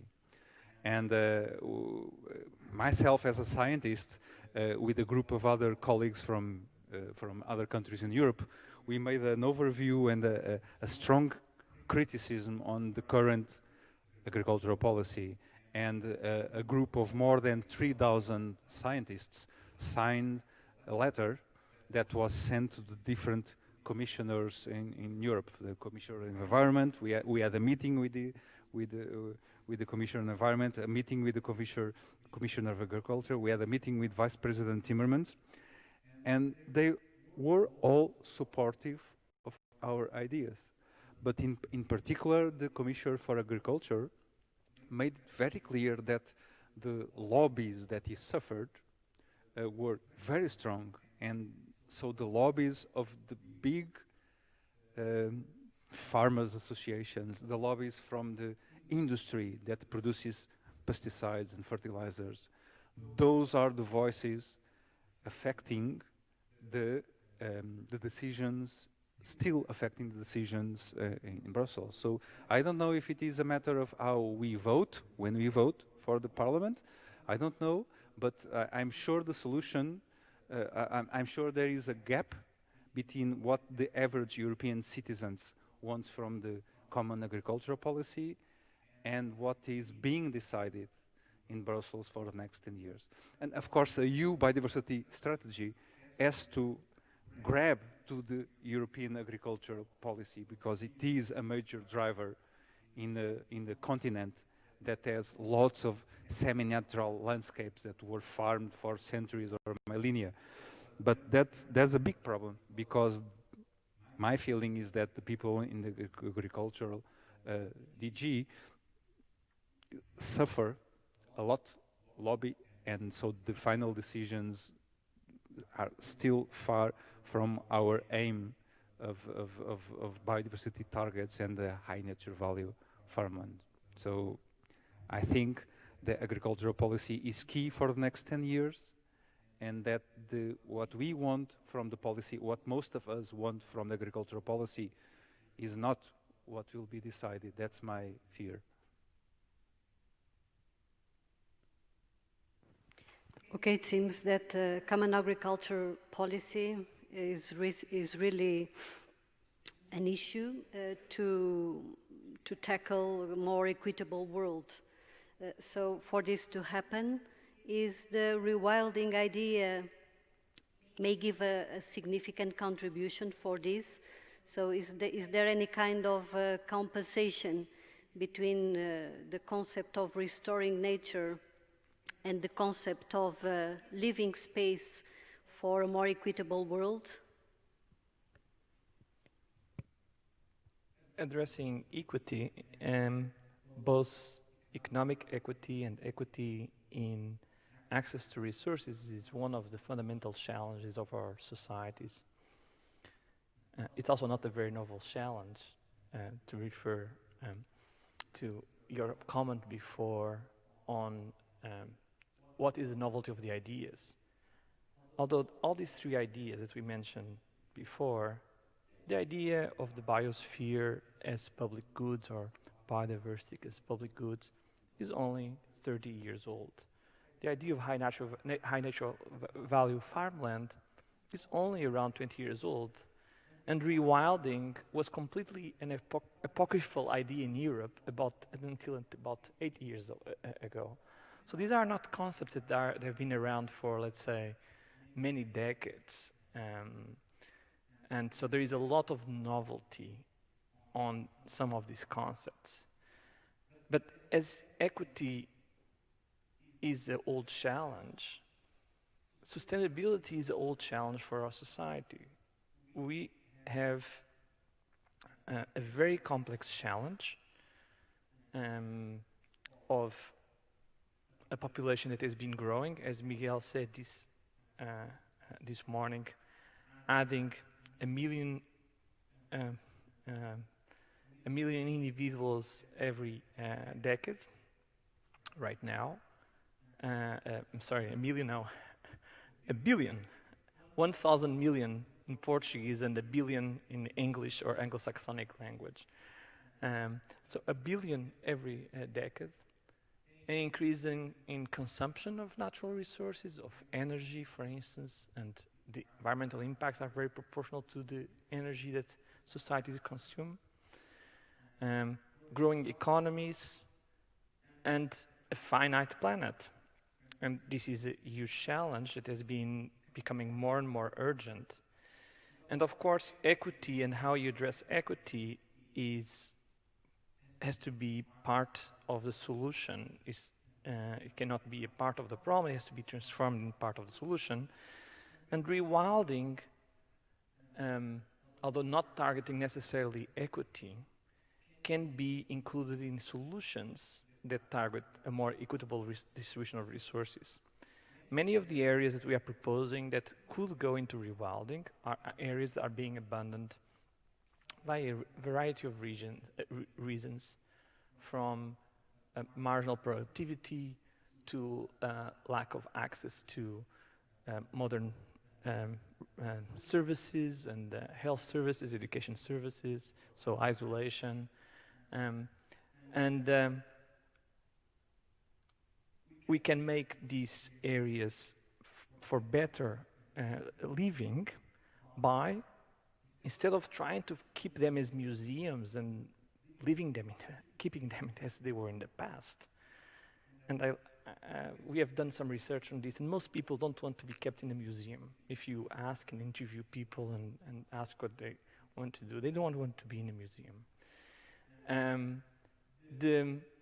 We have to find solutions that work in today's world. We are, some historians say that we're going to this forced energy regime transition. There was the first transition from Paleolithic, from hunter-gatherers to agricultures. There's the transition from agriculture to industrial revolution. And now we're going in a transition from the industry society to an information society, and also for a greener society.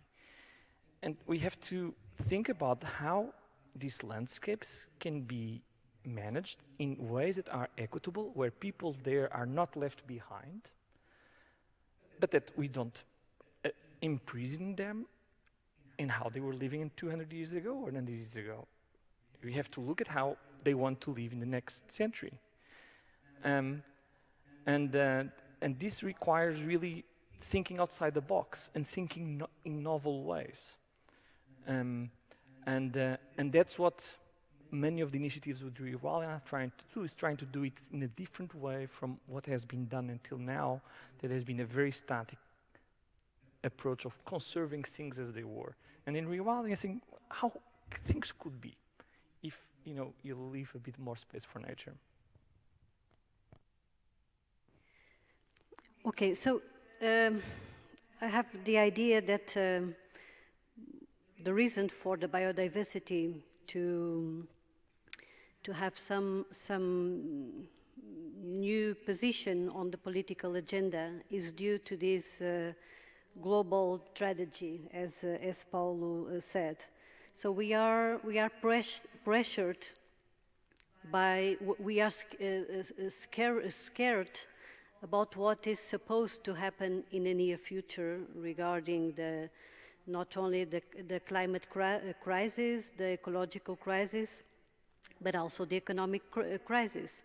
And in a way, it was this pandemic who was accelerated this sense of scaring. What do you expect to happen if the problem of the pandemic will be solved in 2 or 3 years. So do you think that all these gains, let's say, all these achievements that we found possible for this new political, not political, but the policy, this new policy agenda, what do you expect to happen if in 3 years' time or so the pandemic will be solved, will be overcame? So do you think that it was just an opportunity, that we once again will just will forget about it? Do you think that we will turn back to the model that we have before the pandemic? How do you think all this effort that we are doing now can be sustained over the next decade? Do you still need some kind of big pressure like a pandemic to act effectively for the environment and for the biodiversity to succeed?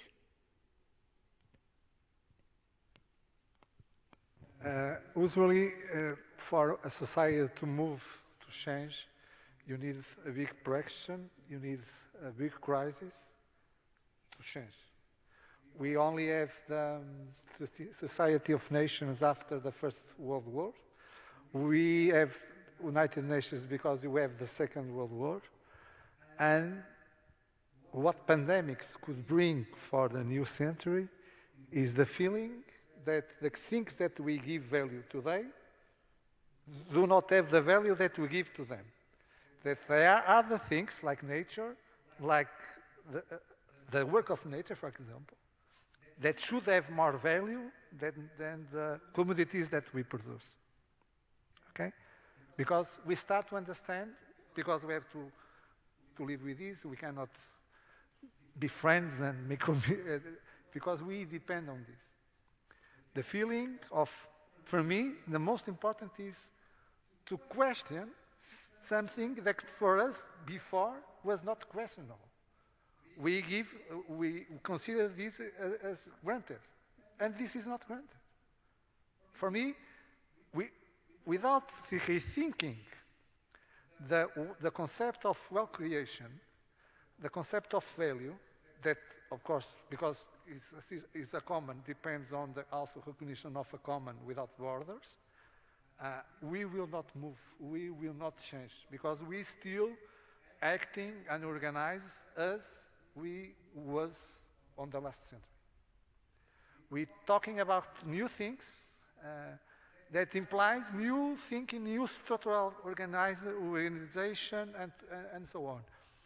And when you talk about environment, we talk about these questions of commons, of value, and so on. But we never question these questions, because until today, we consider environment one thing, and after economy another thing, and after the legal approach another thing. And all these things, they live together. The system is only one. The legal framework is connected with what economy considers as value, and what this economy considers as value should have as basic information how the nature works, what is value for the nature, that is also value for the life. No one can conceive a world that we have all the commodities, we have internet, we have iPads, iPhones, and so on, and the most basic conditions for life does not exist. And this problem will pose questions about the concept of what matters, what really matters.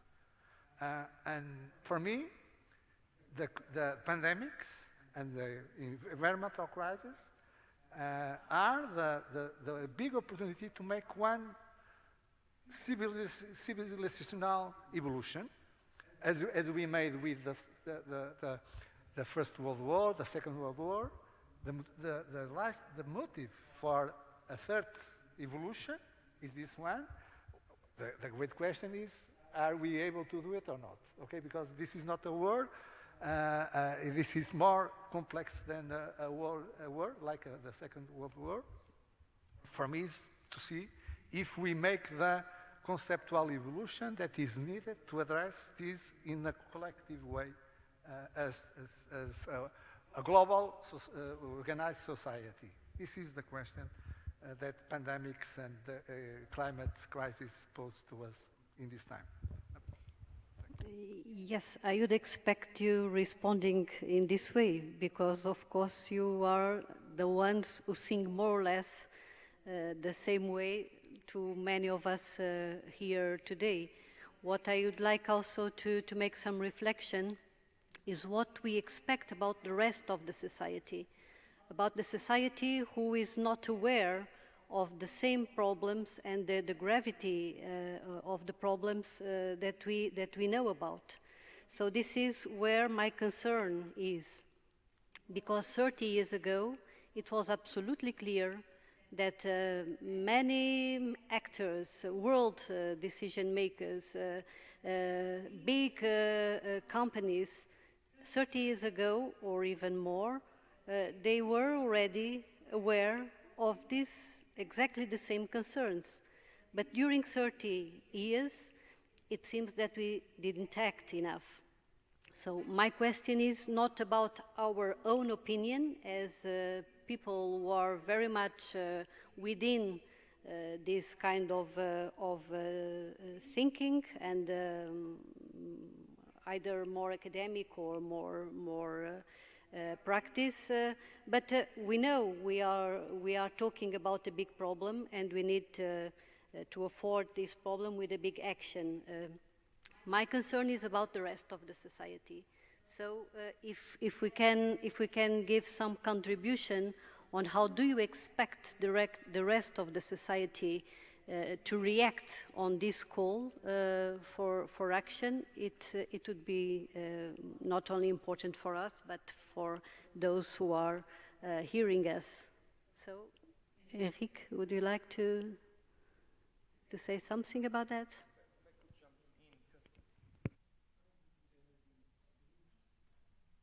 I think there has been a huge progress in the last 30 years also in improving environmental conditions in many places. When I was a kid, I used to sometimes go across the farms in Guimarães, and I remember vividly that the river would be a different color each day depending what color they were coloring the textiles that day in the factory. If you go to the same river today, it's a clean water river. And this is just one story of many stories where there has been huge progress towards better environment. I showed you in the example in Leipzig. I remember when I did my, when I was welcomed at the University of Halle by the rector, he told me that he had gone in the 80s to Leipzig and for his PhD research, and for 10 days he couldn't leave the hotel room because he couldn't see more than 5 meters because of the cold. This is, if you go to this area today, is one of, in terms of air quality and environmental standards, is huge progress. So when society decides to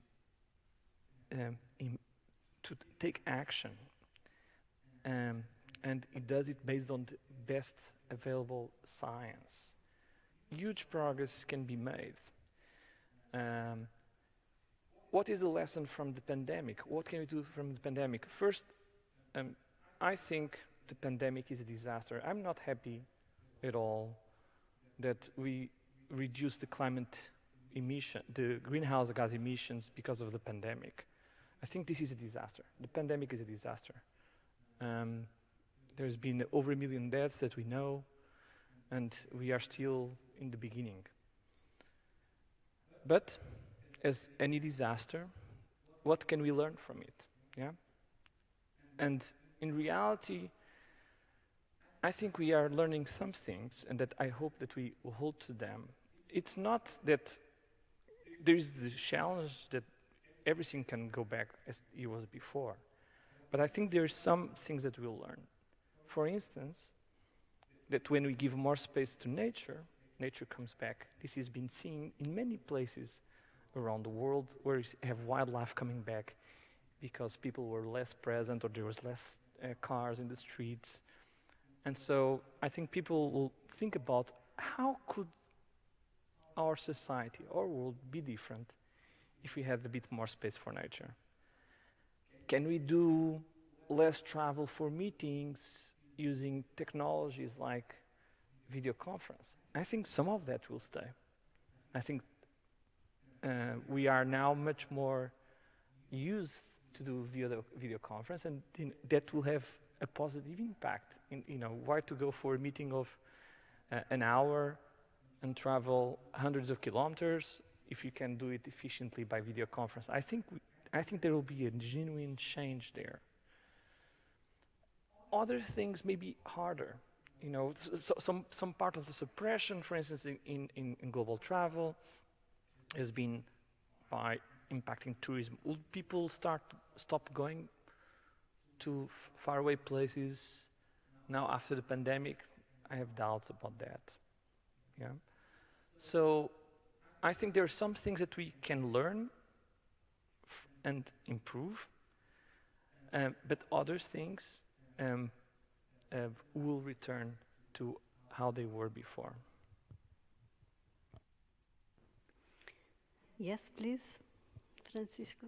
Two very short comments. I think two of the consequences of the pandemics was, number one, the value of biodiversity has increased a lot.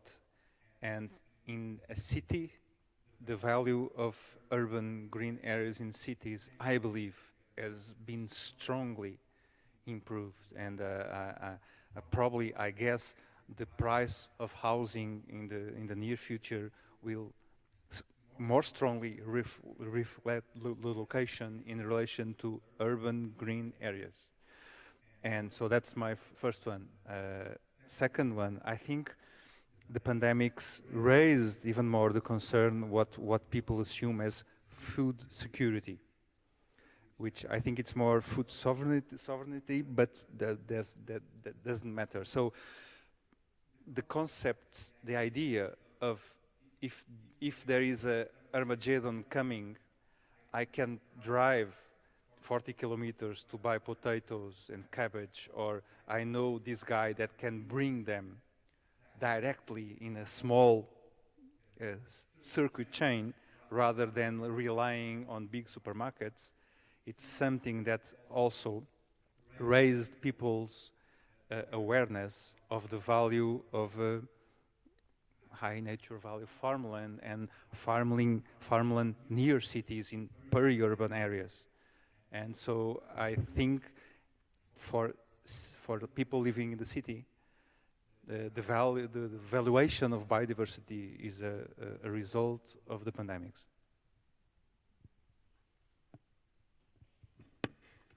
Okay, it seems that our audience is not very much participating on asking questions or giving comments. So I would like to invite you again to do so, because we still have some time. But meanwhile, there is another aspect that I feel curious about your opinion, which is the speed of this necessary transformation. So in some cases, I think that we need to respond very urgently, because the time is very short comparing to the threat that we and biodiversity are facing. But on the other hand, I think we in some other aspects, we need to slow down a bit and to give enough time to our own to think properly and to experiment and to have a kind of retroactive cycle, so we can confirm which are the solutions that may best fit on our needs. So shall we speed up, or we better slow down concerning this necessary transformation. What do you foresee for its option? So what can be happening if we are just trying to solve the problems as urgently as possible, with all the consequences and impacts that we can have as a consequence, or which kind of other solutions, and also if we think how the complexity of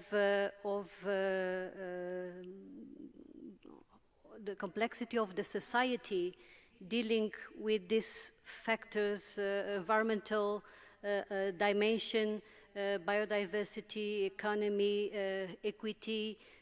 So this is too much for us in a very short time. So in a way we are trying to give answer as soon as possible, but maybe what was needed in former times was enough time to think and to act in a responsible way. So what do you think about this speeding the transformation, speeding up or slowing down, and which kind of situations can be more like the one or the others? Would you like to start now, Francisco, because we are... I don't talk too much, so I will be quick. My take is, let's be as quick as possible. I think that we have a decreasing population. We should have people leaving cities and going inland, and for doing that, I want internet. I want good accessibility. I want, of course, water supply. I want schools for my kids. So there is a whole need, unless we have an empty territory with most of the people in big cities. I think many people are willing to go back to places where they can produce food, where they have good quality, good water quality, good quality air, not hair, which I don't have. So I think fostering technical innovation, I don't mind going back to the mountains, but I don't want to be a shepherd. I want to have a drone. I want to have mechanical sheep. I don't want to have animals. So technological innovation is key to help this transition, to support farmland that can be high nature value and multifunctionality, but does not have to be the old way.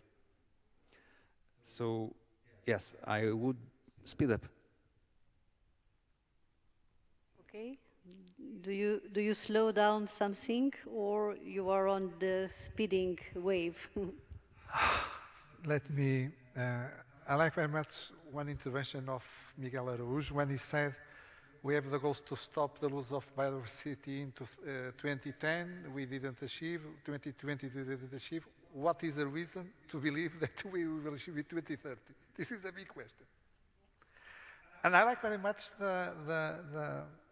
how we can talk about this without being conscious, to have the awareness that we have 25 years of negotiations without results. We are not beginning now. Okay? So, why we do not achieve different results? Why we are expecting to have different results if we continue to do the same thing? The question is, are we able to do the paradigm shift that implies a change on the structural problem or not? What makes us to believe that in COP26 next year in November, they will have different results? If when they go to the negotiations, what is going to there is the same that they take on COP25. Okay? This is, sorry, but this is my question, because we have to question things that until now were somehow unquestionable. The concept of value, the question of common, and so on. Okay? Without make these questions that are difficult questions, we will not change the way with some incremental improvements, or you know, the incremental improvements in some sectors will make little improvements, but in the end of the game, the result will be the same. This is the question that we have to make now, because probably we have only 10 years to change. And we are discussing these questions for more than 30 years. Okay? And this implies uncertainties. And this is a society of Excel that wants the future controlled by 10 years, 20 years, what will happen in 10 years or 20 years from now. They want the solution, a closed solution with all the problems solved in Excel. This is not true. This will not happen. Okay? This is an ongoing process, and the question is to accept real changes. Changes not in the technical solutions. The technical solutions could help, but we have to change the rules of the game. This is how I see the things. And our minds, for sure. So I don't know if Eric would like to add something on this aspect, because we have now a question from the audience. I think we, as Francisco mentioned, we should be as quick as possible, but I also want to caution about too fast transitions and thinking we have the solution. History, and I think history is really important for us to understand how to move forward. History of society, and particularly of the 20th century, is full of movements that thought they had the solution for the society. And they were well informed, either by economics or by eugenics or by other fields of knowledge. And they had the solution, and they went ahead and sometimes oppressed hundreds of millions of people for many decades. I don't think we want to go there. Science is not a religion. Scientists are not priests. We can provide evidence for decisions to be made, but it's a political process, a democratic, important democratic process that then leads us to those solutions. I had the honor to lead a new generation of scenarios for the intergovernmental platform on biodiversity ecosystem services. And we do kind of these experiments in some way of what people want to do. And Francisco told us that he would like to go to the mountains. I love the mountains, yeah? But is this universal? So we asked this question, do everybody wants the same future for nature, for instance? And we started developing this thing called nature futures, this new generation of scenarios into futures. And we found that there are three main axes where people place themselves. People that want nature for nature, and rewilded nature, for instance, is the kind of nature that people want. People that see nature as something you can have an utilitarian use, nature for society. We call this nature for society, where you use nature for carbon sequestration or for water purification and so on. And then there is nature as culture, people that, nature is part of people and people are part of nature, and we want to maintain the cultural landscapes and so on. All these three types of visions for the future, none of them is superior to the other. All of them coexist, all of them are positive. And it has to be a democratic process to find the balance of how much of this positive you want to go in each place, how much you want to go in one direction, or nature for nature, or how much you want to go nature as culture. And what we have to strengthen is the democratic process to do that, to avoid exactly that this becomes such a crisis that we have some kind of unstructured revolution that will may be dangerous. So we have to strengthen the democracy institutions nationally, locally, globally to address these issues with the best science available, but not subvert democracy. Thank you.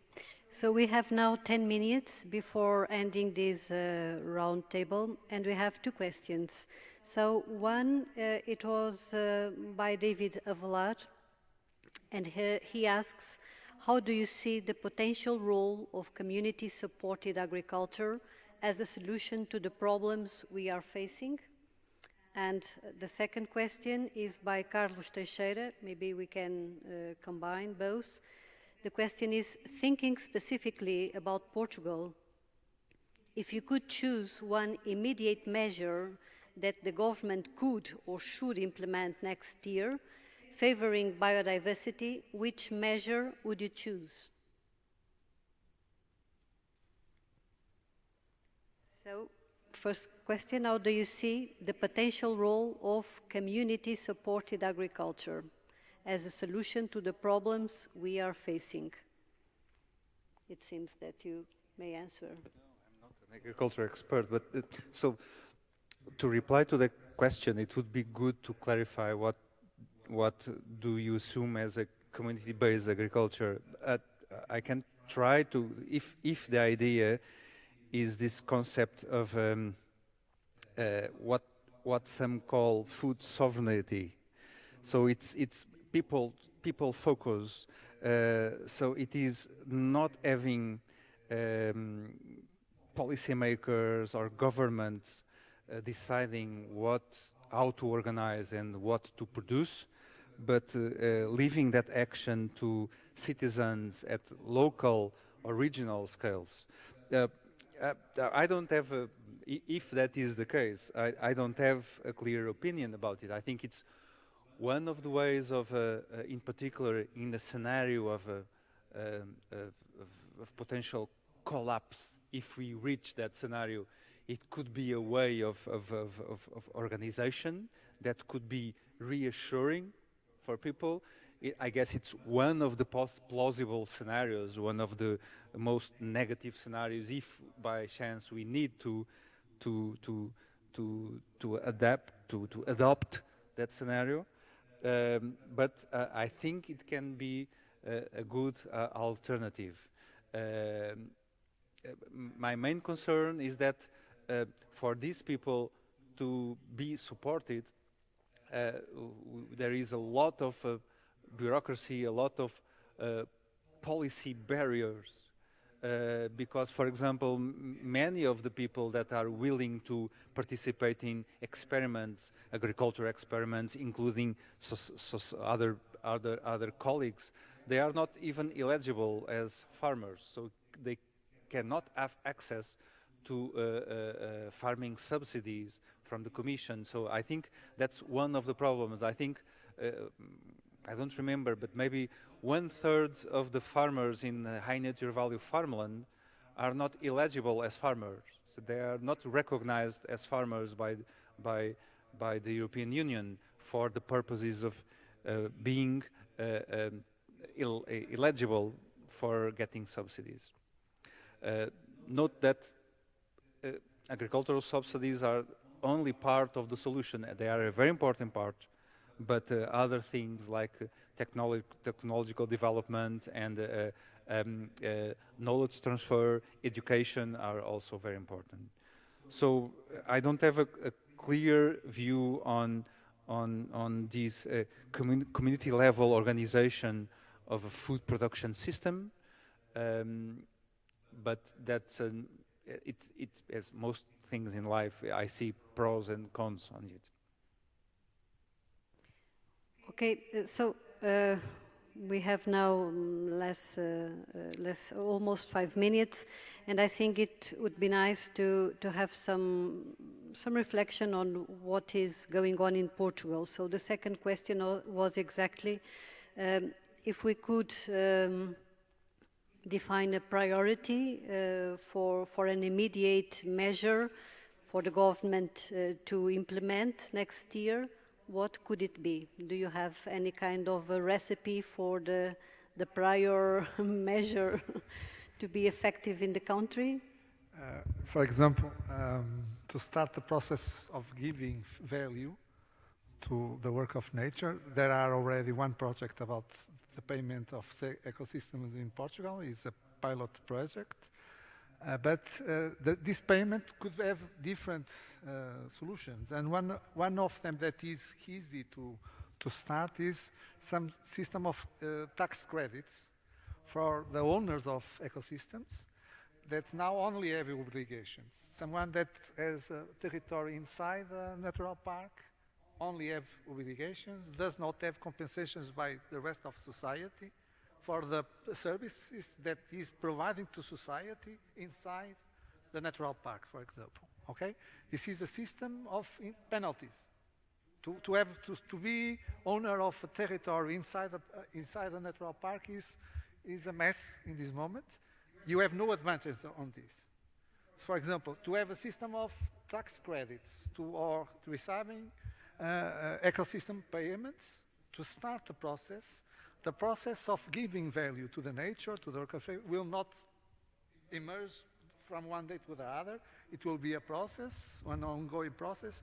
And to start this in the next national budget with the payment in a large scale of at least tax credits for the owners of territories that are providing ecosystem services.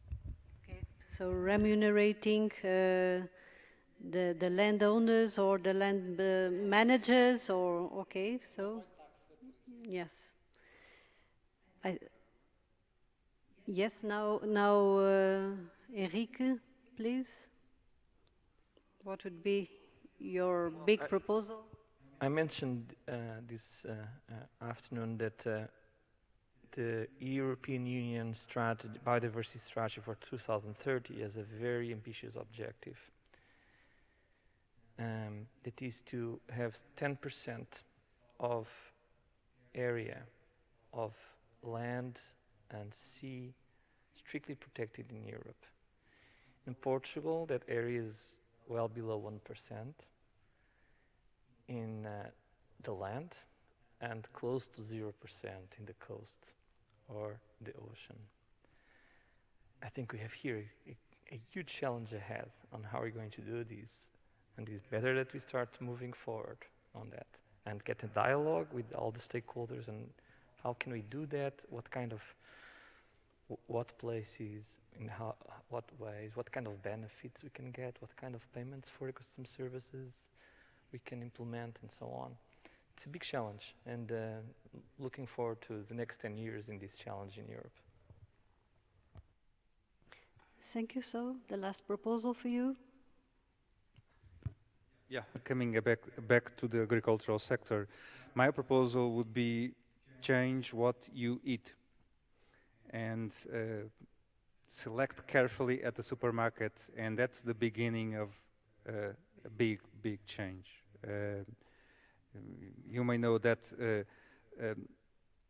global food production is enough, but what is produced, 1/3 is wasted, and 1/3 we use to feed other animals. And of what is wasted in developing countries, in developed countries, 40% of what is wasted occurs at retail and consumer level. So I think as individuals, we have still a long way to go in terms of how do we buy and what we eat.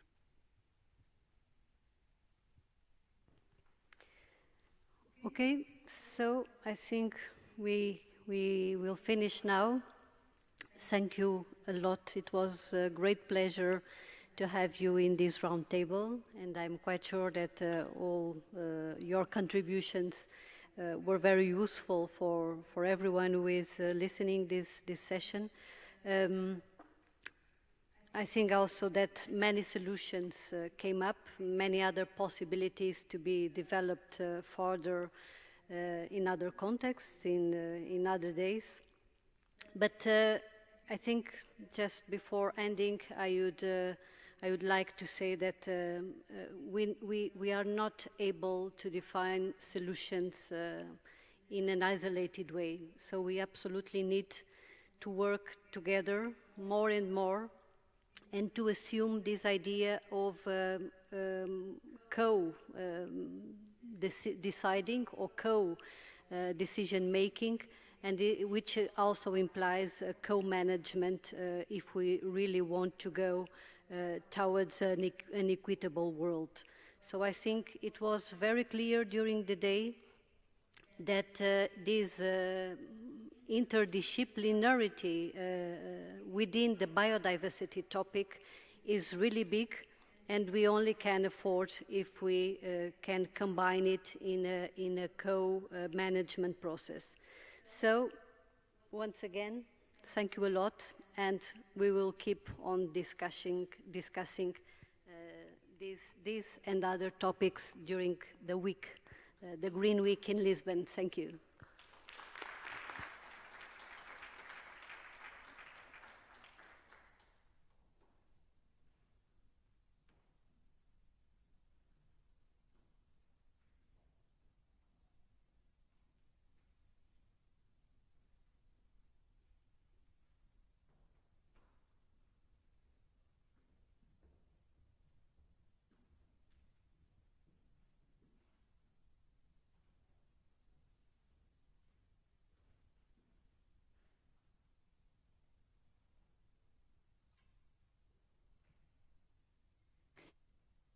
For the conference closing remarks, please welcome on stage the Director of Natural Capital of the Directorate General for Environment of the European Commission, Humberto Delgado Rosa.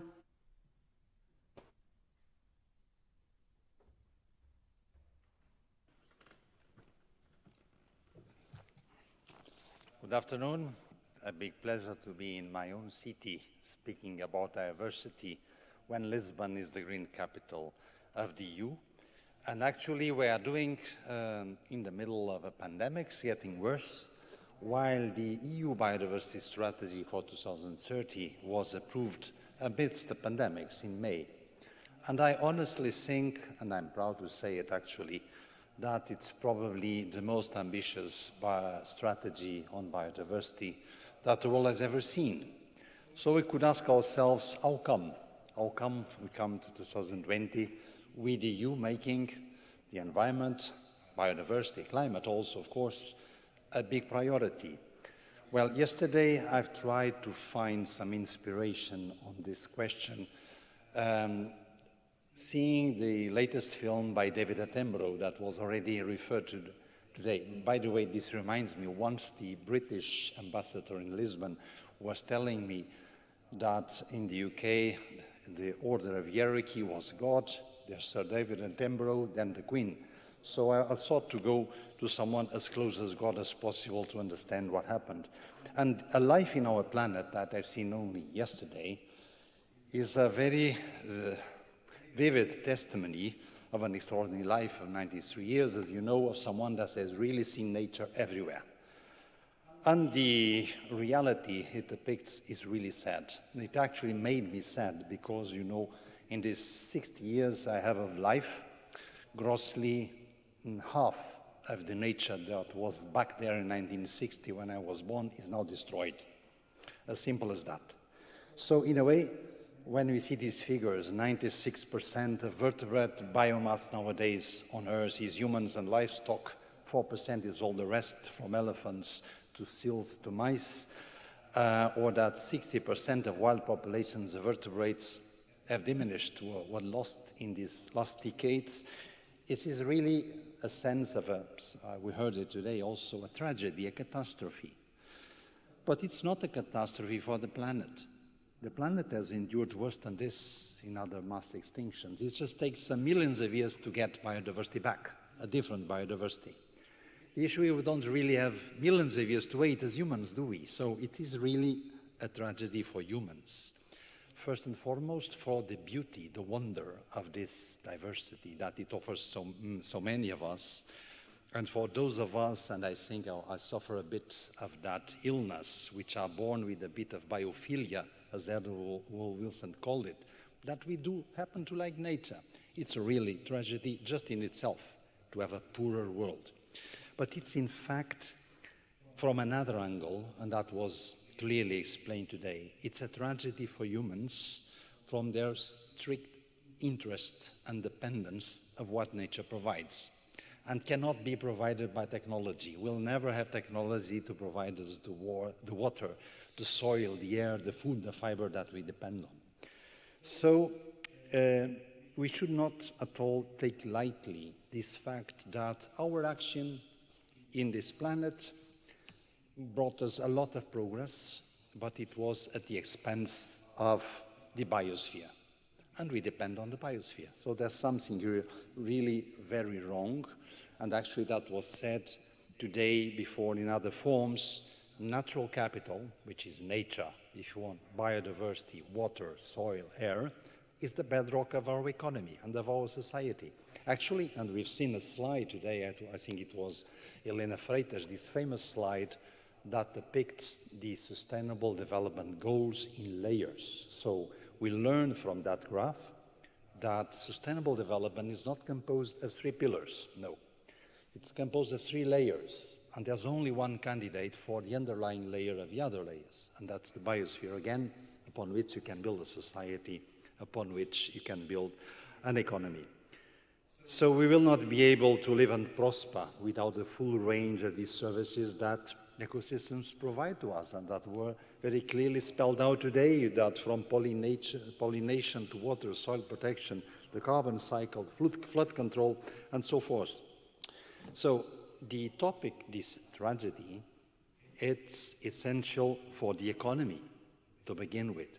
We have seen figures quoted today that came from the World Economic Forum, their analysis that over half of the world's GDP is directly or indirectly related to the services that nature provides, some $44 trillion of economic value generation. And also, I've seen with interest, the World Economic Forum comes every year with a global risk assessment. And year per year, biodiversity comes upper. Ecosystem collapse stands very high in the top 5 to nowadays, I think, a big risk for the economy. Not environmentalists saying, the economic sector saying. It's also, of course, and very obviously, essential for the climate. Yes, one of the drivers of biodiversity loss is climate change, but we cannot address climate change without the services that biodiversity provides to us. They are, yes, the same coin, or the 2 faces of the same coin.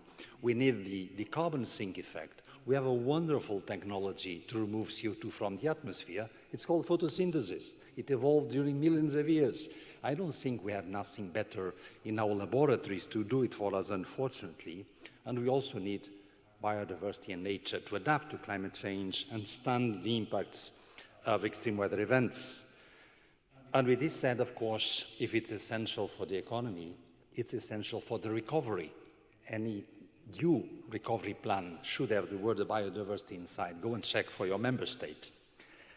So now we know that we are at risk of losing the productivity of agriculture, of forestry and fisheries from the sheer loss of biodiversity, not to mention, of course, the recreational, the touristic, the mental health benefits of having a thriving nature around us.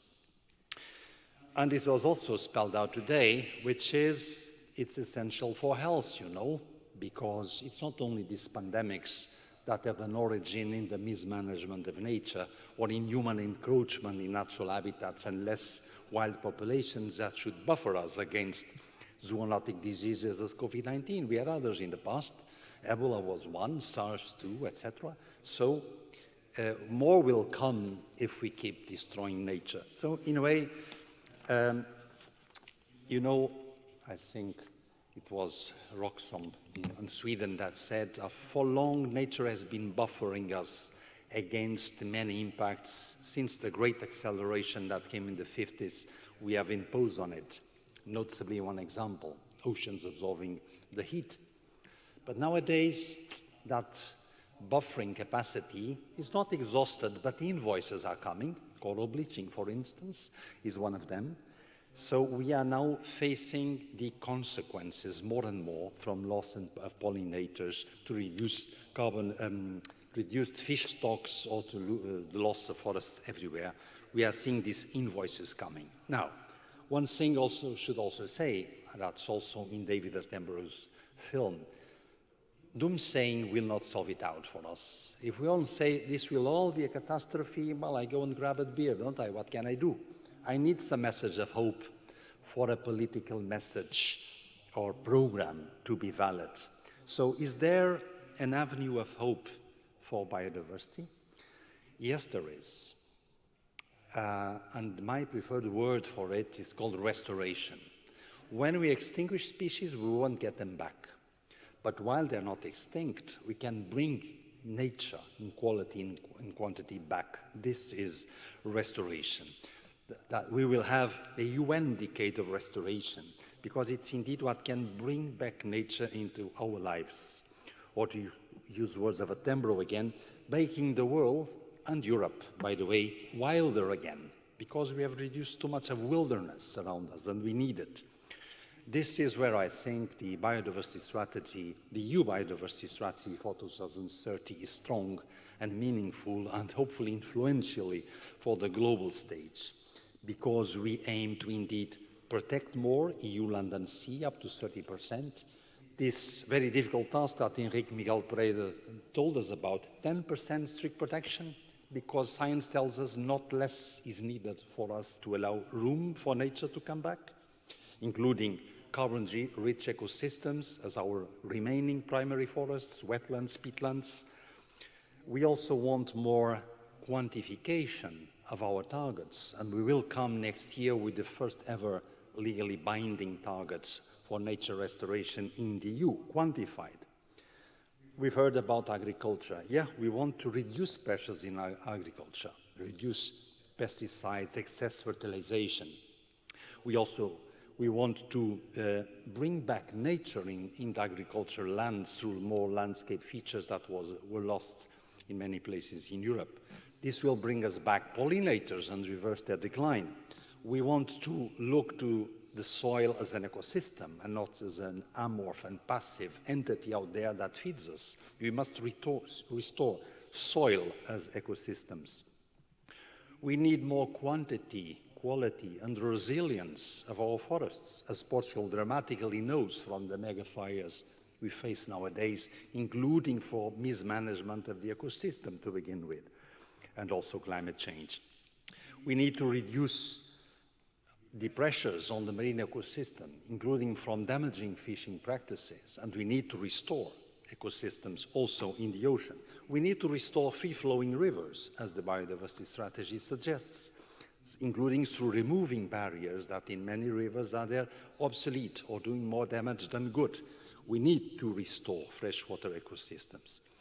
We need to green our cities. I will say a bit more on green cities in a moment. We need to reduce pollution to fight invasive alien species. We need nature-based solutions. That's only also for climate, but not only. In agriculture, agroecology is full of nature-based solutions. As I used to say, usually, some time ago when we would speak nature conservation, what would that sound to many people? Restriction is coming. Nowadays, it should sound solutions are coming for you, for the problems we have meanwhile created ourselves. We need to engage business. And indeed, I'm impressed nowadays for the amount of big companies coming with commitments for biodiversity, also in view of a global deal that which we would get to in 2021. We need to scale up investments and to use the recovery as an opportunity. And a very important aspect that can be found in the biodiversity strategy in a small chapter, which is we need to measure and integrate the value of nature in decision-making, including through natural capital accounting. We take for granted values that are not so free as we think. On the cities, and again, Green Week in the green capital, Lisbon, that has done quite a lot already in greening itself. I see it also as a citizen. We all know that we are getting more urban and we will get more urban.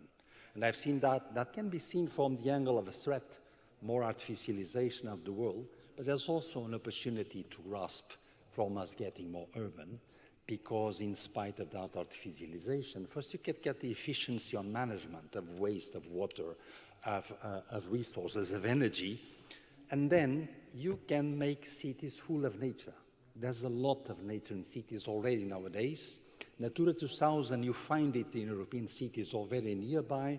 We have an enormous potential of win-win opportunities from greening the cities.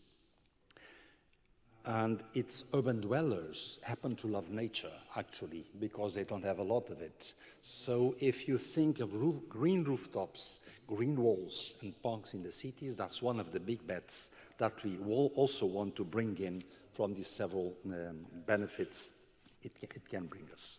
My final comments would come in this direction.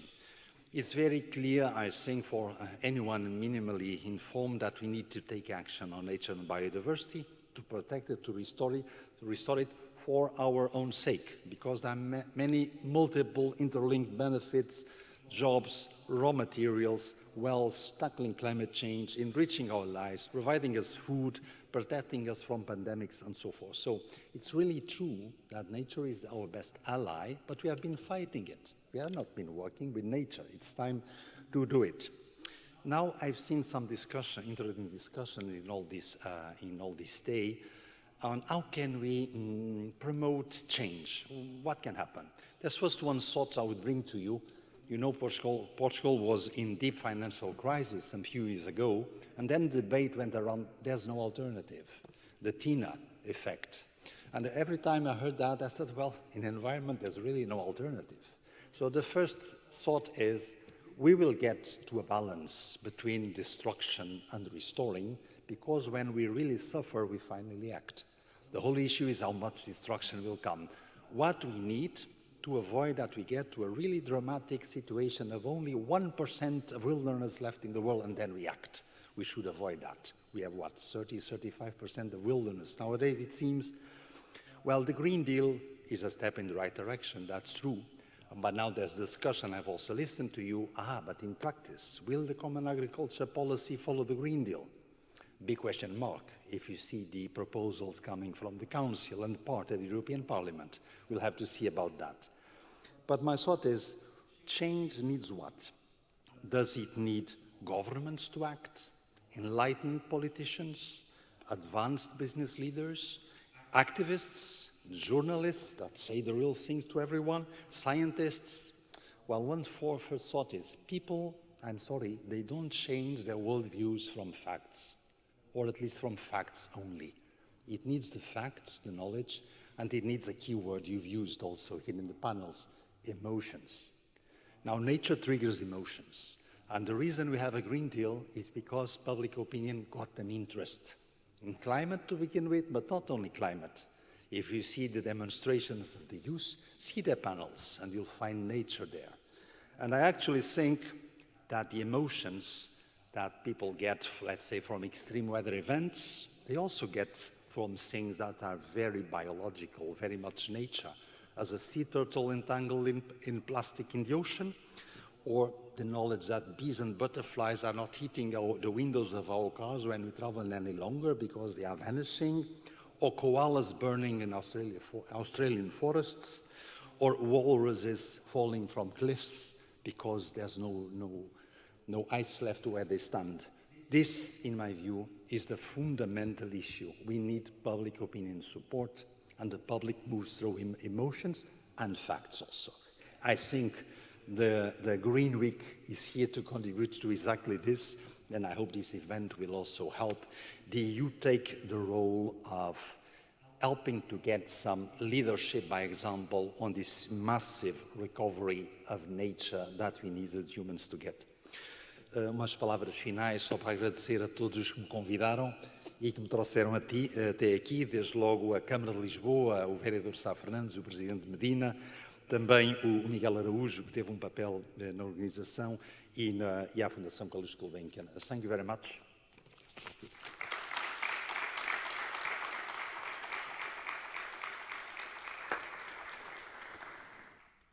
We now welcome online the Director of the Ecosystems Division of the United Nations Environment Programme, Susan Gardner.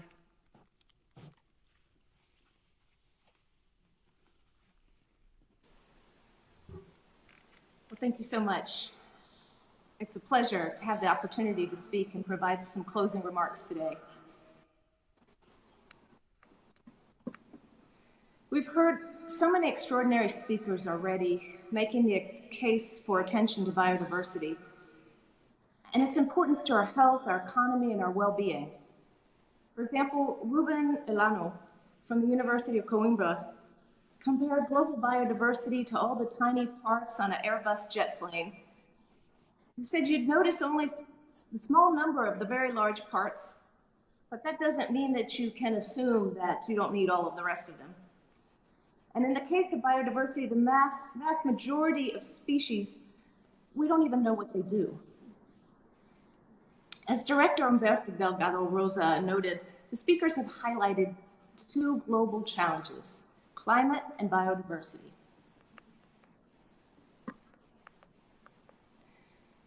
And he highlighted the important linkages of nature and climate change to each other, both for resilience and mitigation. We heard about the drivers of biodiversity loss, including the critical roles of food systems, with examples like deforestation due to agriculture and converting wetlands to farmlands. In the last panel, we heard, change what you eat. We heard calls to build a future for the next generation where biodiversity is protected, because young people are part of our motivation, as well as critical actors holding us accountable for our actions, as well as the actions we don't take. We know that today biodiversity is threatened like never before in human history, and the latest IPBES report shows the unprecedented rate at which plants and animals are disappearing. The statistics are alarming, and they should worry us all. If that wasn't enough, we know that there's additional reasons to be alarmed about the state of our environment. The coronavirus. Because the pandemic did not happen in a vacuum, it happened in a world where in the last 100 years, we've seen massive increases in human populations, resulting in corresponding diseases, decreases in the natural environment.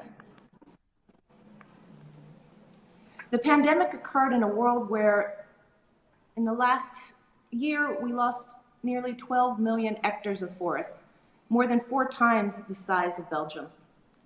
And it occurred in a world where 75% of all land and 66% of oceans have been altered by humans.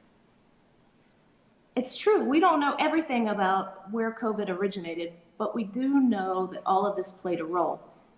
In UNEP's last report on zoonosis, it provided clear evidence that the increasing number of events caused by diseases jumping from animals to humans is undeniably linked to our destruction of the natural environment. And knowing that 75% of all emerging infectious diseases are zoonotics, we see very clearly that rebuilding our relationship with nature is key to avoiding future pandemics. That's why it's so important that the environmental dimension of building back better receives the attention that it is this week during EU Green Week. In a situation where countries across the world are facing increased pressures on their public health systems and grappling with large spikes in unemployment as a result of the pandemic, it's understandable that immediate concerns for health and economy take center stage. It's understandable that governments are focused on the immediate needs of caring for our people. However, the conversations taking place this week implore us all to remember that building back better requires building back greener.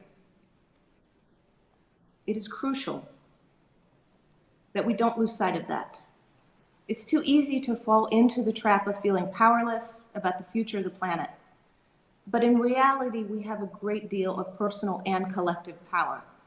Just as we are all part of the problem, we can all be part of the solution. Today, during the first day of the discussions on a new beginning for people and nature, we heard a call to action and we heard solutions.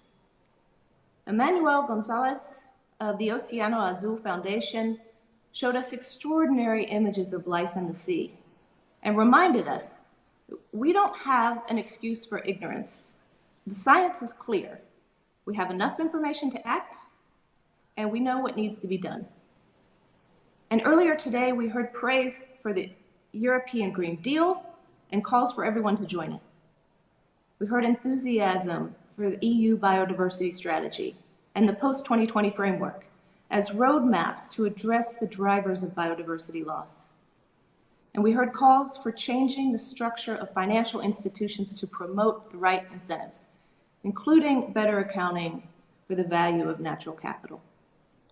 Elena Freitas, also from the University of Coimbra, called for a closer alignment of our economy with our environment, that there's a role for both public and private sector, and that governments must pave the way for biodiversity to be properly valued in economies. From panels, we heard concern and urgency, and in some cases, we heard doubt. But we heard that this is a moment of great potential, and we have momentum now, and it depends on all of us, as consumers, as voters, as contributors to raise the awareness globally of the importance of our actions. That's why the upcoming decade on ecosystem restoration could not be more timely. As Director Umberto said, kicking off next year, the decade will accelerate existing global restoration goals. It's led by UNEP and FAO, and the decade will rally investments into large ecosystem restoration efforts. Challenges like the Bonn Challenge, that aims to restore 350 million hectares of degraded ecosystems by 2030. That's almost the size of India. And restoring that amount of degraded land could generate $9 trillion in ecosystem services and take an additional 13 to 26 gigatons of greenhouse gases out of the atmosphere. And this can be achieved while creating jobs and strengthening our economies and building back greener. We can, in fact, move away from business as usual and embark on a new, more sustainable path. We can continue to figure out how to best rebuild our societies after the pandemic. And UNEP stands ready to support this critical work to safeguard our planet for future generations. The theme of the next UN Environment Assembly is Actions on Nature for Sustainable Development, an agenda that highlights the essential role of biodiversity for achieving the SDGs. We look forward to working with the EU and other partners to help move towards a more sustainable future. This morning, the European Commissioner for Environment, Oceans and Fisheries said, "We have no use for theoretical strategy. It comes down to a strategy that delivers." And I, for one, embrace that vision of the key word of the EU Green Week being delivery. I wish you all the success in the continuation of these excellent conversations. Thank you.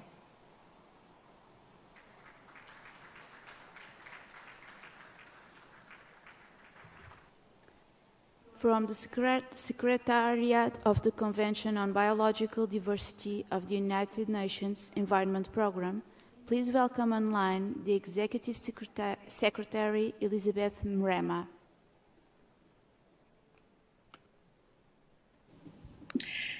Thank you very much, ladies and gentlemen. Let me start by thanking everyone who delivered remarks throughout the day today for the opening of the week.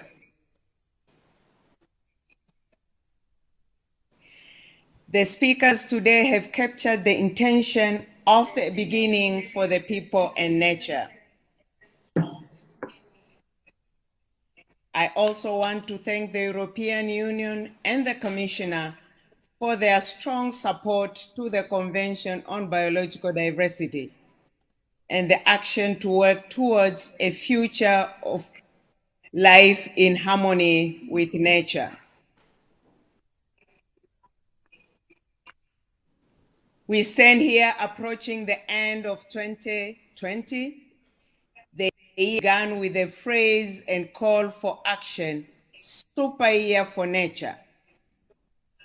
The year has proved to be completely unpredictable, with the world in a state of flux it has not seen for generations.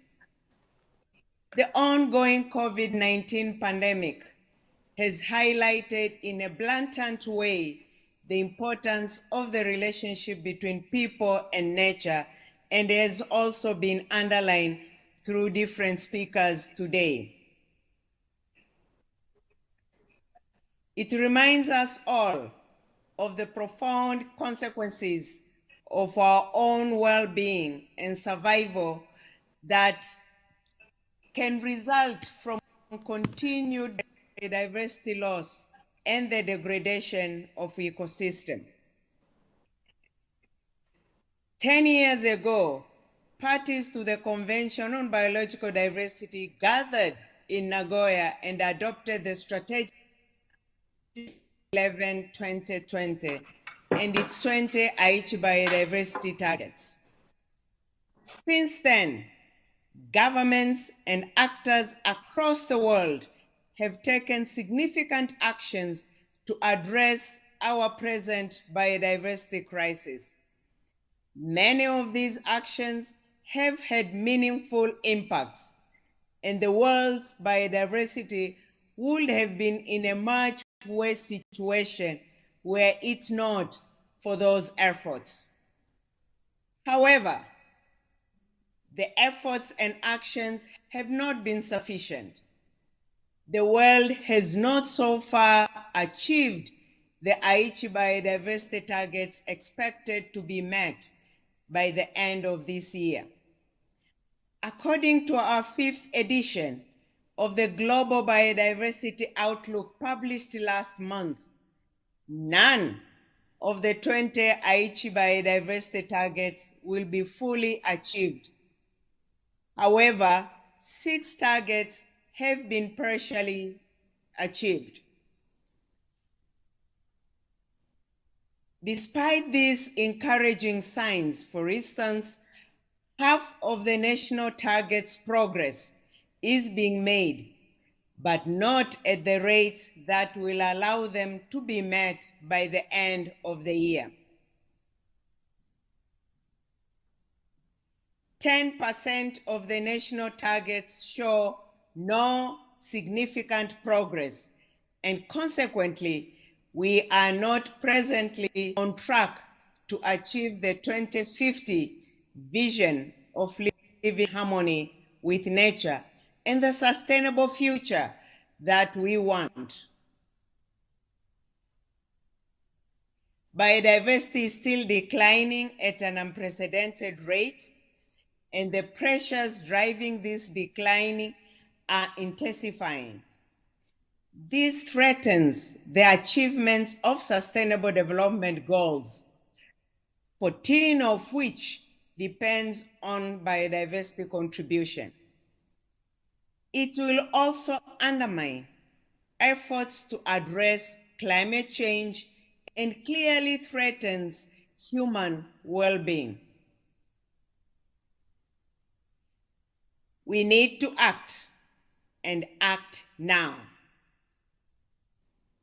As reminded recently by the world leaders, the world leaders have acknowledged this in strong support we saw during the UN Biodiversity Summit, as well as the leaders' pledge for nature, with the EU joining 76 other states stepping forward and committing to act.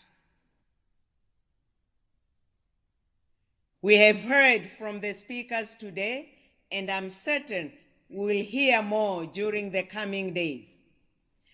So let me outline the actions that we must all take.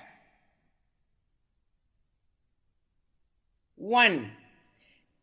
National ambitions to protect nature need to be scaled up, mobilize all necessary resources so that the actions they achieve at national level have the scope of the global targets.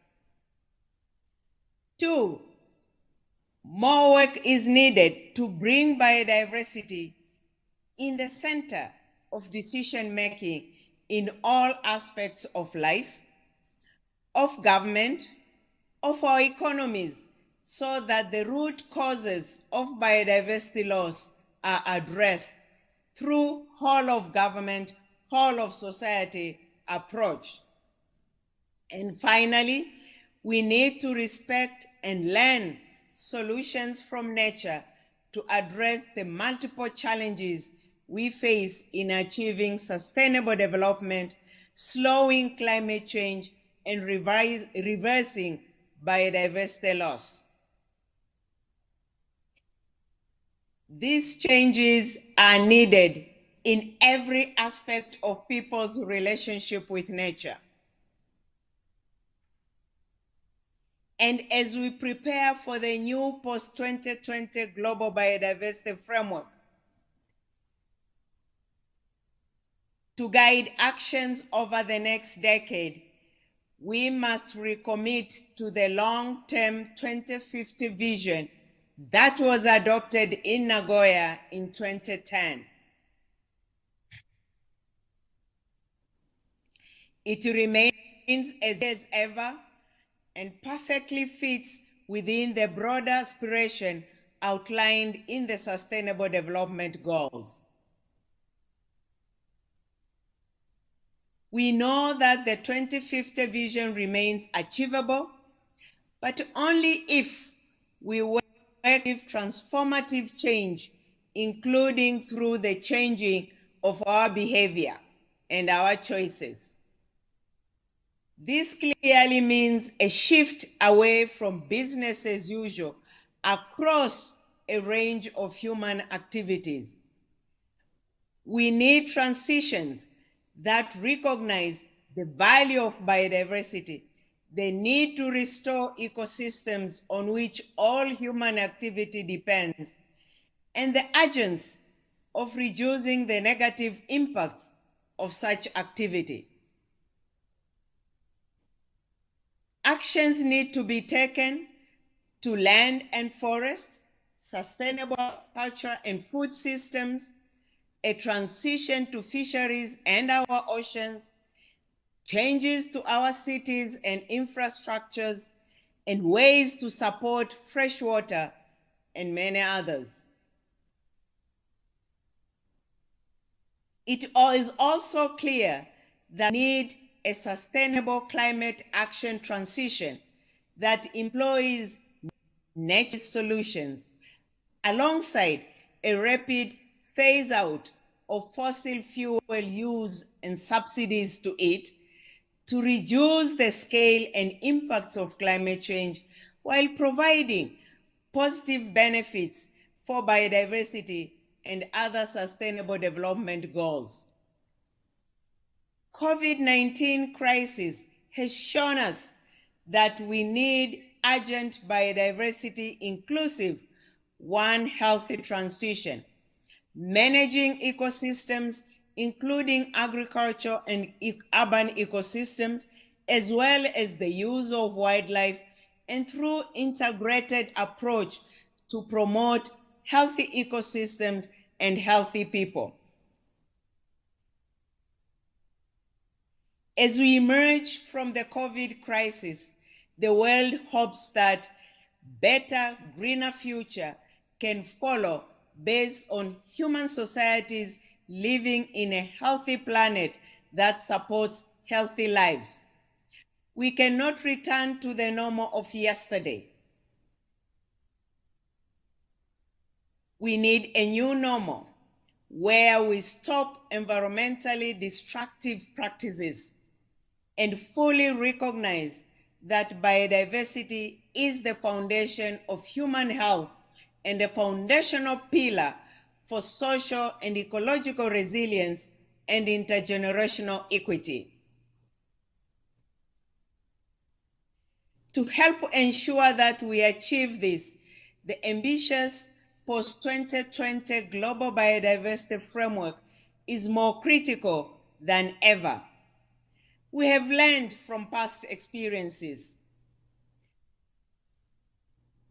Lessons learned are now being incorporated into the drafting of the framework, such as the need for well-designed goals and targets formulated in a clear, simple language and with measurable indicators, monitoring, reporting, and resources adequate to the ambition.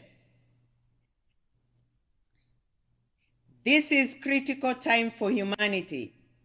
But let us remember that we have before us a golden opportunity to build on the wishes of the people to work together and ensure that when we recover and build back from this pandemic, we build back better. In this regard, we acknowledge the recently adopted EU strategy on biodiversity, moving us all in the right direction.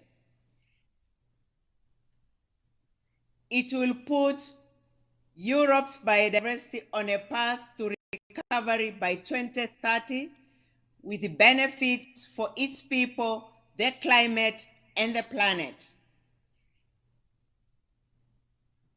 It is indeed a major contribution to the negotiations on the post-2020 Global Biodiversity Framework. The framework will be a huge step forward in helping us build the resilience we need in the face of growing environmental, health, and development challenges and ensure a healthy and sustainable future for us all. Let us take this week as an opportunity to plan for the implementation of all the promises and all commitments that have just been made and will be made in the months to come. The super year for biodiversity and nature is 24 months long, as it turns out. We continue our work into 2021 and to the UN Biodiversity Conference, plus other related conferences. Thank you very much for listening.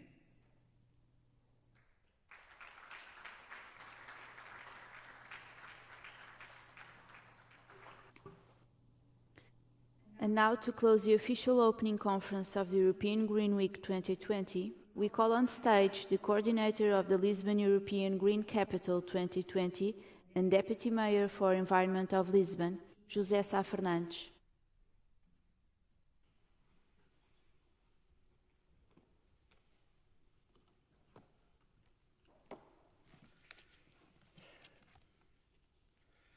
Hello.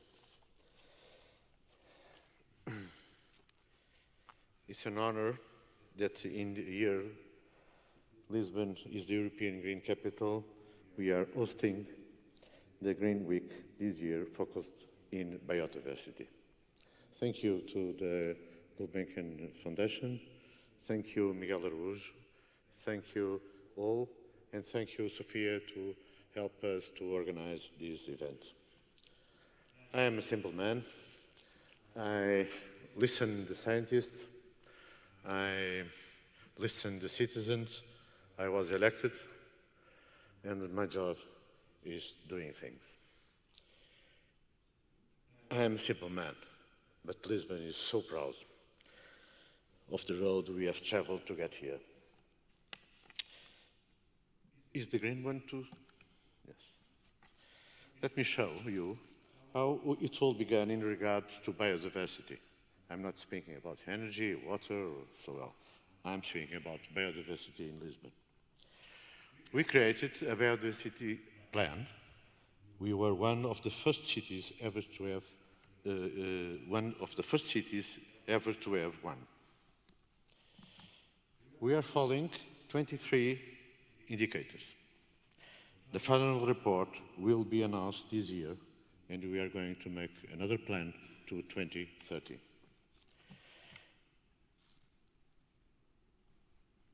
Sorry. We are able to pinpoint in the pinpoint the areas that need to be protected and identify the existing species. This is, of course, an ongoing process. We have clear targets to achieve. But there are things we easily can witness right now, the growth of green spaces. And more green spaces mean more biodiversity. You can see in these new green spaces, with less water that we spent before, with rain-fed I don't say this word, meadows,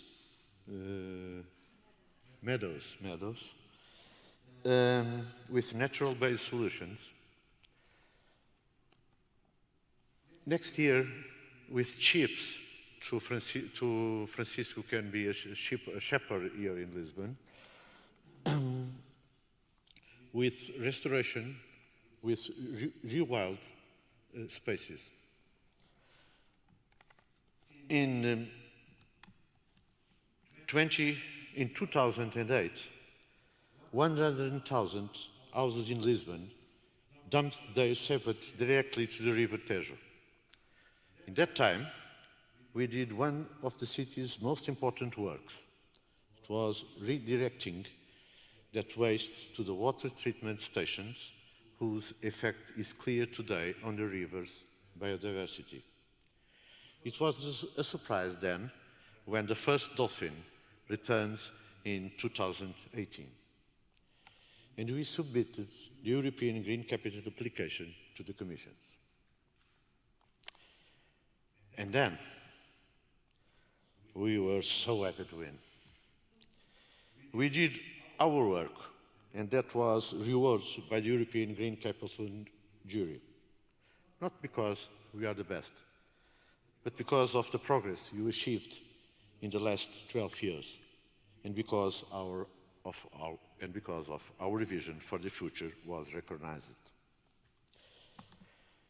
We did everything to prepare a great year, a great program, to be an inspiration for us and for everyone, and to learn.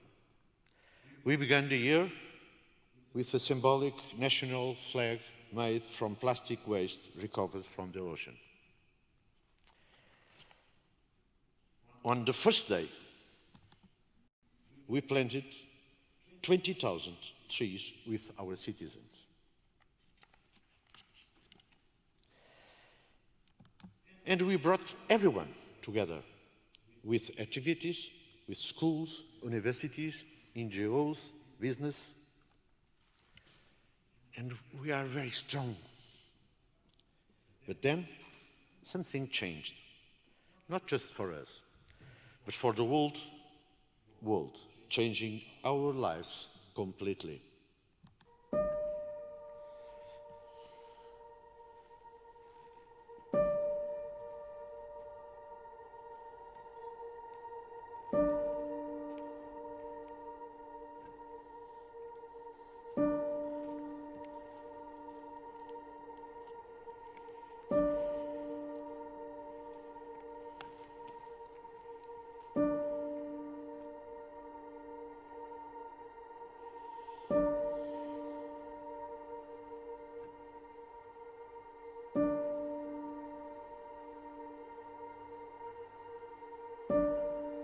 Lisboa não tem beijos nem abraços. Não tem risos nem esplanadas. Não tem passos. Nem raparigas e rapazes de mãos dadas. Tem praças cheias de ninguém. Ainda tem sol, mas não tem nem gaivota da malha nem canoa. Sem restaurantes, sem bares, nem cinemas. Ainda é fado, ainda é poemas. Fechada dentro de si mesma, ainda é Lisboa, cidade aberta. define a Lisboa de pessoa, alegre e triste. E em cada rua deserta,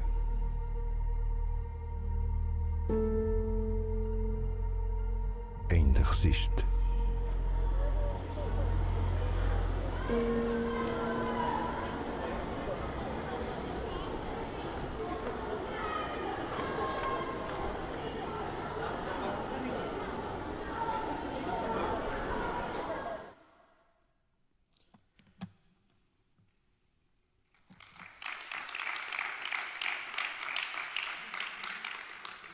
And the pandemic called on us to listen and to learn. To listen and to learn and to resist. And to reinvent ourselves and reprogram. There's a motto that we had to follow. Those who want only what they can do anything they want. In the sense, we continue to inform our citizens in the best way we can, host the events that are still possible. We are here today, but several others you see here and had to be cancelled, such as the Ocean Conference. And also, we continue to value science advancements and the best practice in Lisbon, in the country and in the world. We have published a book about seeds, the beginning of everything that is cultivated in Lisbon, a book of urban agriculture, what we can and should do, a book about agricultural practices for gardens in patios and balconies, a book about the richness of trees and birds of Lisbon, one about the richness of the River Tejo estuary, a children's books collections and books about culture and environment. An exhibition that is an homage to the citizens who work at the Lisbon Allotment Gardens. We continued with the possible exhibitions to value the national territory and not look just to ourselves, always with the motto, the whole is greater than the sum of the parts. One exhibition was on the Portuguese historical gardens, one on the expedition to several Portuguese natural parks, one about the wonderful Portuguese story scientific illustrations, another of the parks and natural reserves of continental Portugal and Islands. Both will be inaugurated in November. And of course, an exhibition about the great master Gonçalo Rebelo de Alves. It's a shame he isn't here today with us, because with him we will surely have the theory, but above all, the realization of ideas, and mostly the wisdom about landscape and biodiversity. We continue to work despite the pandemic. A little behind the schedule on construction, but we are expanding our agricultural parcels. Next week we'll be handing over more 50 allotment gardens. And we continued to expand and inaugurate more green spaces, such as the rehabilitation of Botanic Garden, the Park Ribeirinho, and the opening of the Garden of Caixajal Deposit. The Gulbenkian Garden will be extended just next year, and close by, near here, Praça de Espanha will have a new 5 hectares park. The construction is well visible right now.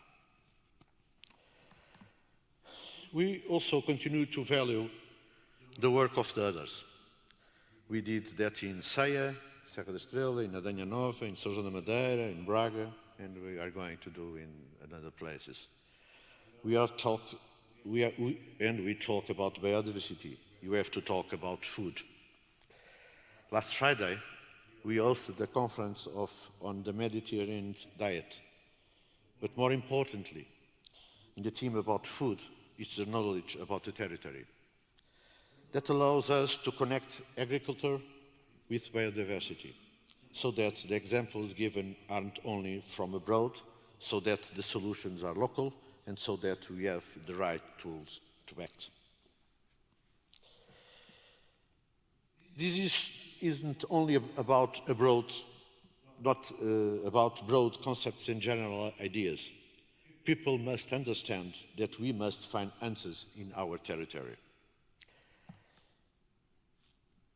Thanks to the book, The Lista Vermelha da Flora Vascular de Portugal Continental, a remarkable work from the Botanical Society of Portugal that we helped publishing.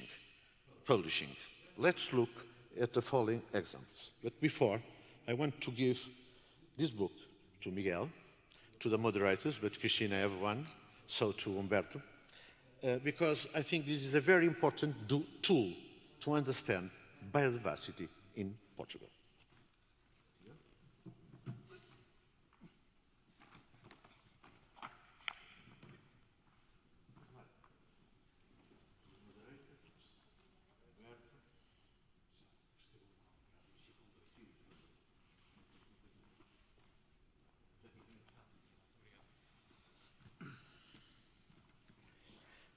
This is a fantastic work.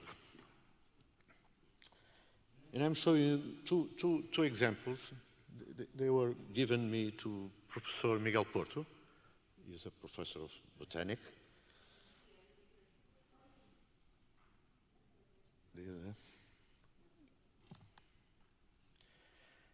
This is between Serpa and Ferreira do Alentejo, with his traditional olive groves in 2006.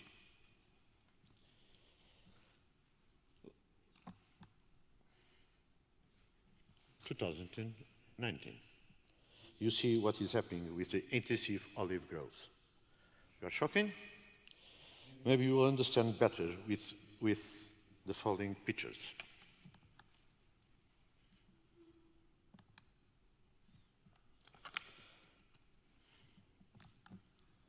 The worst is what disappears, biodiversity.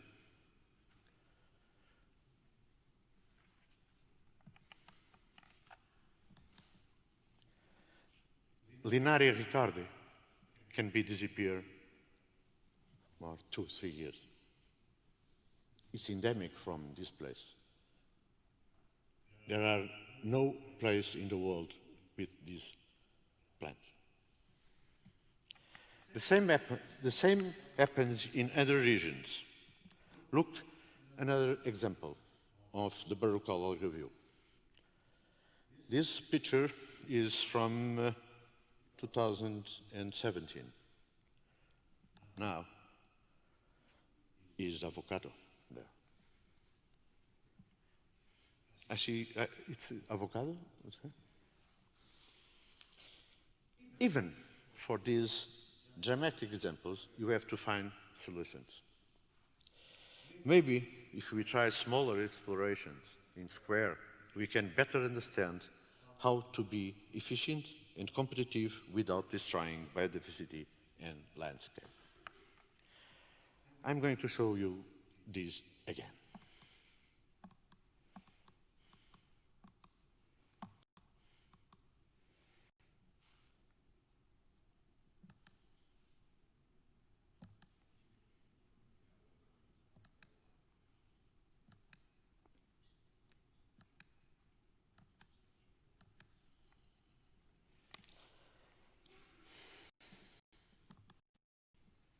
What would it be like walking in Alentejo in spring without poppies? That's what will happen if we do nothing. This image will also disappear. So it is fundamental that there's commitment between all. The multiple areas of science must come together in the search for a solution. And they must be very clarifying. The worst they can do, and they do sometimes, is make predictions with insufficient data without scientific rigor. We can't do anything alone. We can only do it with others. And a wall with the name of all the business who are beside us. We need everyone, especially the citizens.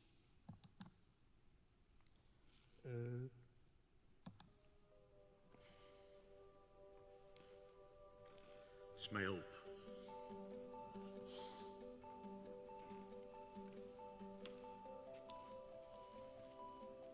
Nós tentamos começar a relacionar-nos com estes ecossistemas de uma maneira que seja mais justa, não é? Que seja justa para todas as partes, não é? Que não seja só retirar os recursos, não é? Nós temos que devolver alguma coisa. Acho que evoluir está em resgatar estes conhecimentos, nomeadamente em relação aos jardins, relacionar-nos com as plantas, cuidar de uma coisa, vê-la crescer, é uma sensação incrível, não é? Não se pode ser só paredes e material inerte. Acho que ter uma coisa a crescer dentro de casa é bastante interessante. Faz muita diferença ter o contacto com a natureza dentro de casa e nas ligações que há à casa, ter sempre o verde presente. Estar mais tempo num sítio menos ou modificado por uma humana, não é? Altera-nos, modifica-nos. É a melhor maneira de nós relativizarmos todos os problemas da nossa vida, não é? De colocar em causa coisas que eu levava como garantidas, de haver um mundo bem para lá do nosso.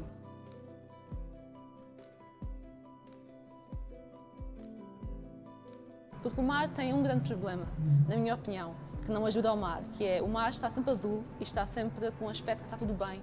O mar devia ficar preto para termos a verdadeira noção do que está a acontecer. Não é? Uma floresta, quando morre, nós vemos que ela está a morrer, mas o mar não. O mar não aparenta ter problemas e podemos ficar um pouco enganados em relação à verdadeira necessidade de atuar rapidamente. A bicicleta é um dos veículos mais democráticos do mundo. Tem um baixo custo, qualquer pessoa pode arranjar, qualquer pessoa pode andar, só é preciso ter pernas e consegue-se chegar a muitos lados. Ser informado das opções que existem e não ignorar essas opções já é um passo. Depois experimentar ir uma vez de bicicleta para o trabalho. E quase que um dever de ensinar o próximo ou de passar uma mensagem. É, sem sombra de dúvida, essencial que isso faça parte do currículo escolar dos alunos. A aproximação com a natureza é uma das disciplinas que deve ter um investimento porque vai ter seguramente bons frutos no futuro e a próxima geração vai praticar de uma forma diferente que aquela, a minha, está a agir.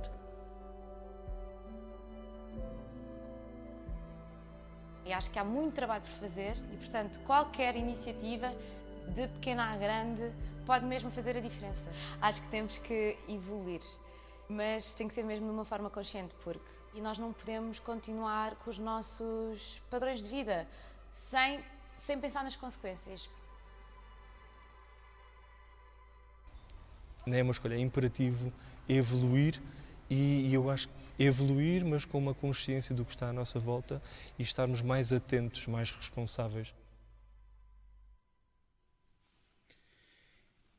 Well,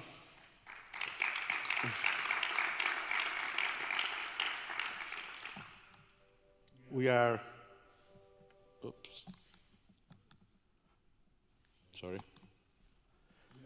working with them. It's with them we are going to continue planting more trees. On November 14, we will plant 20,000 more trees and bushes. But we should be hopeful. It's fundamental to have hope. That is shown every time a new dolphin visits. Now it's not only one, but a family. Everything we do will be our legacy to the future generations. And that is why we need collaboration. solidarity and commitment from citizens and communities, from activists and politicians. This is the spirit of a resilient city who are planning for the future. We must all work together. And it's because that I want to offer to the Gulbenkian Foundation the symbol of Lisbon capital, European capital, green capital. It's a symbol, it's a Portuguese, como é que se diz fábrica? Factory, Bordal Pinheiro, and I have three, so you can, the three. It's a very nice piece, I think.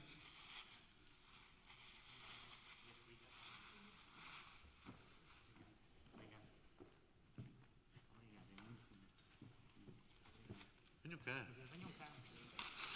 É o Luís Jerónimo e a Filipe Saldanha. Filipe Saldanha, Luís Jerónimo.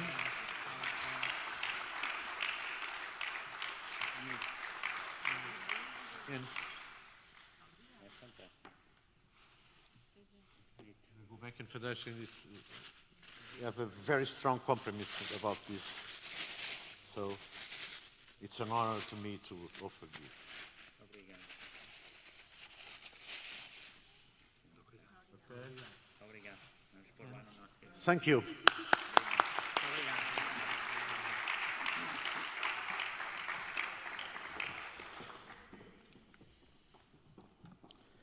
And choose to involve.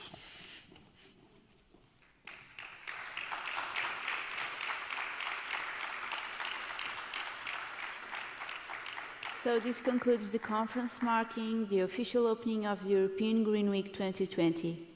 Thank you for your coming and for watching online.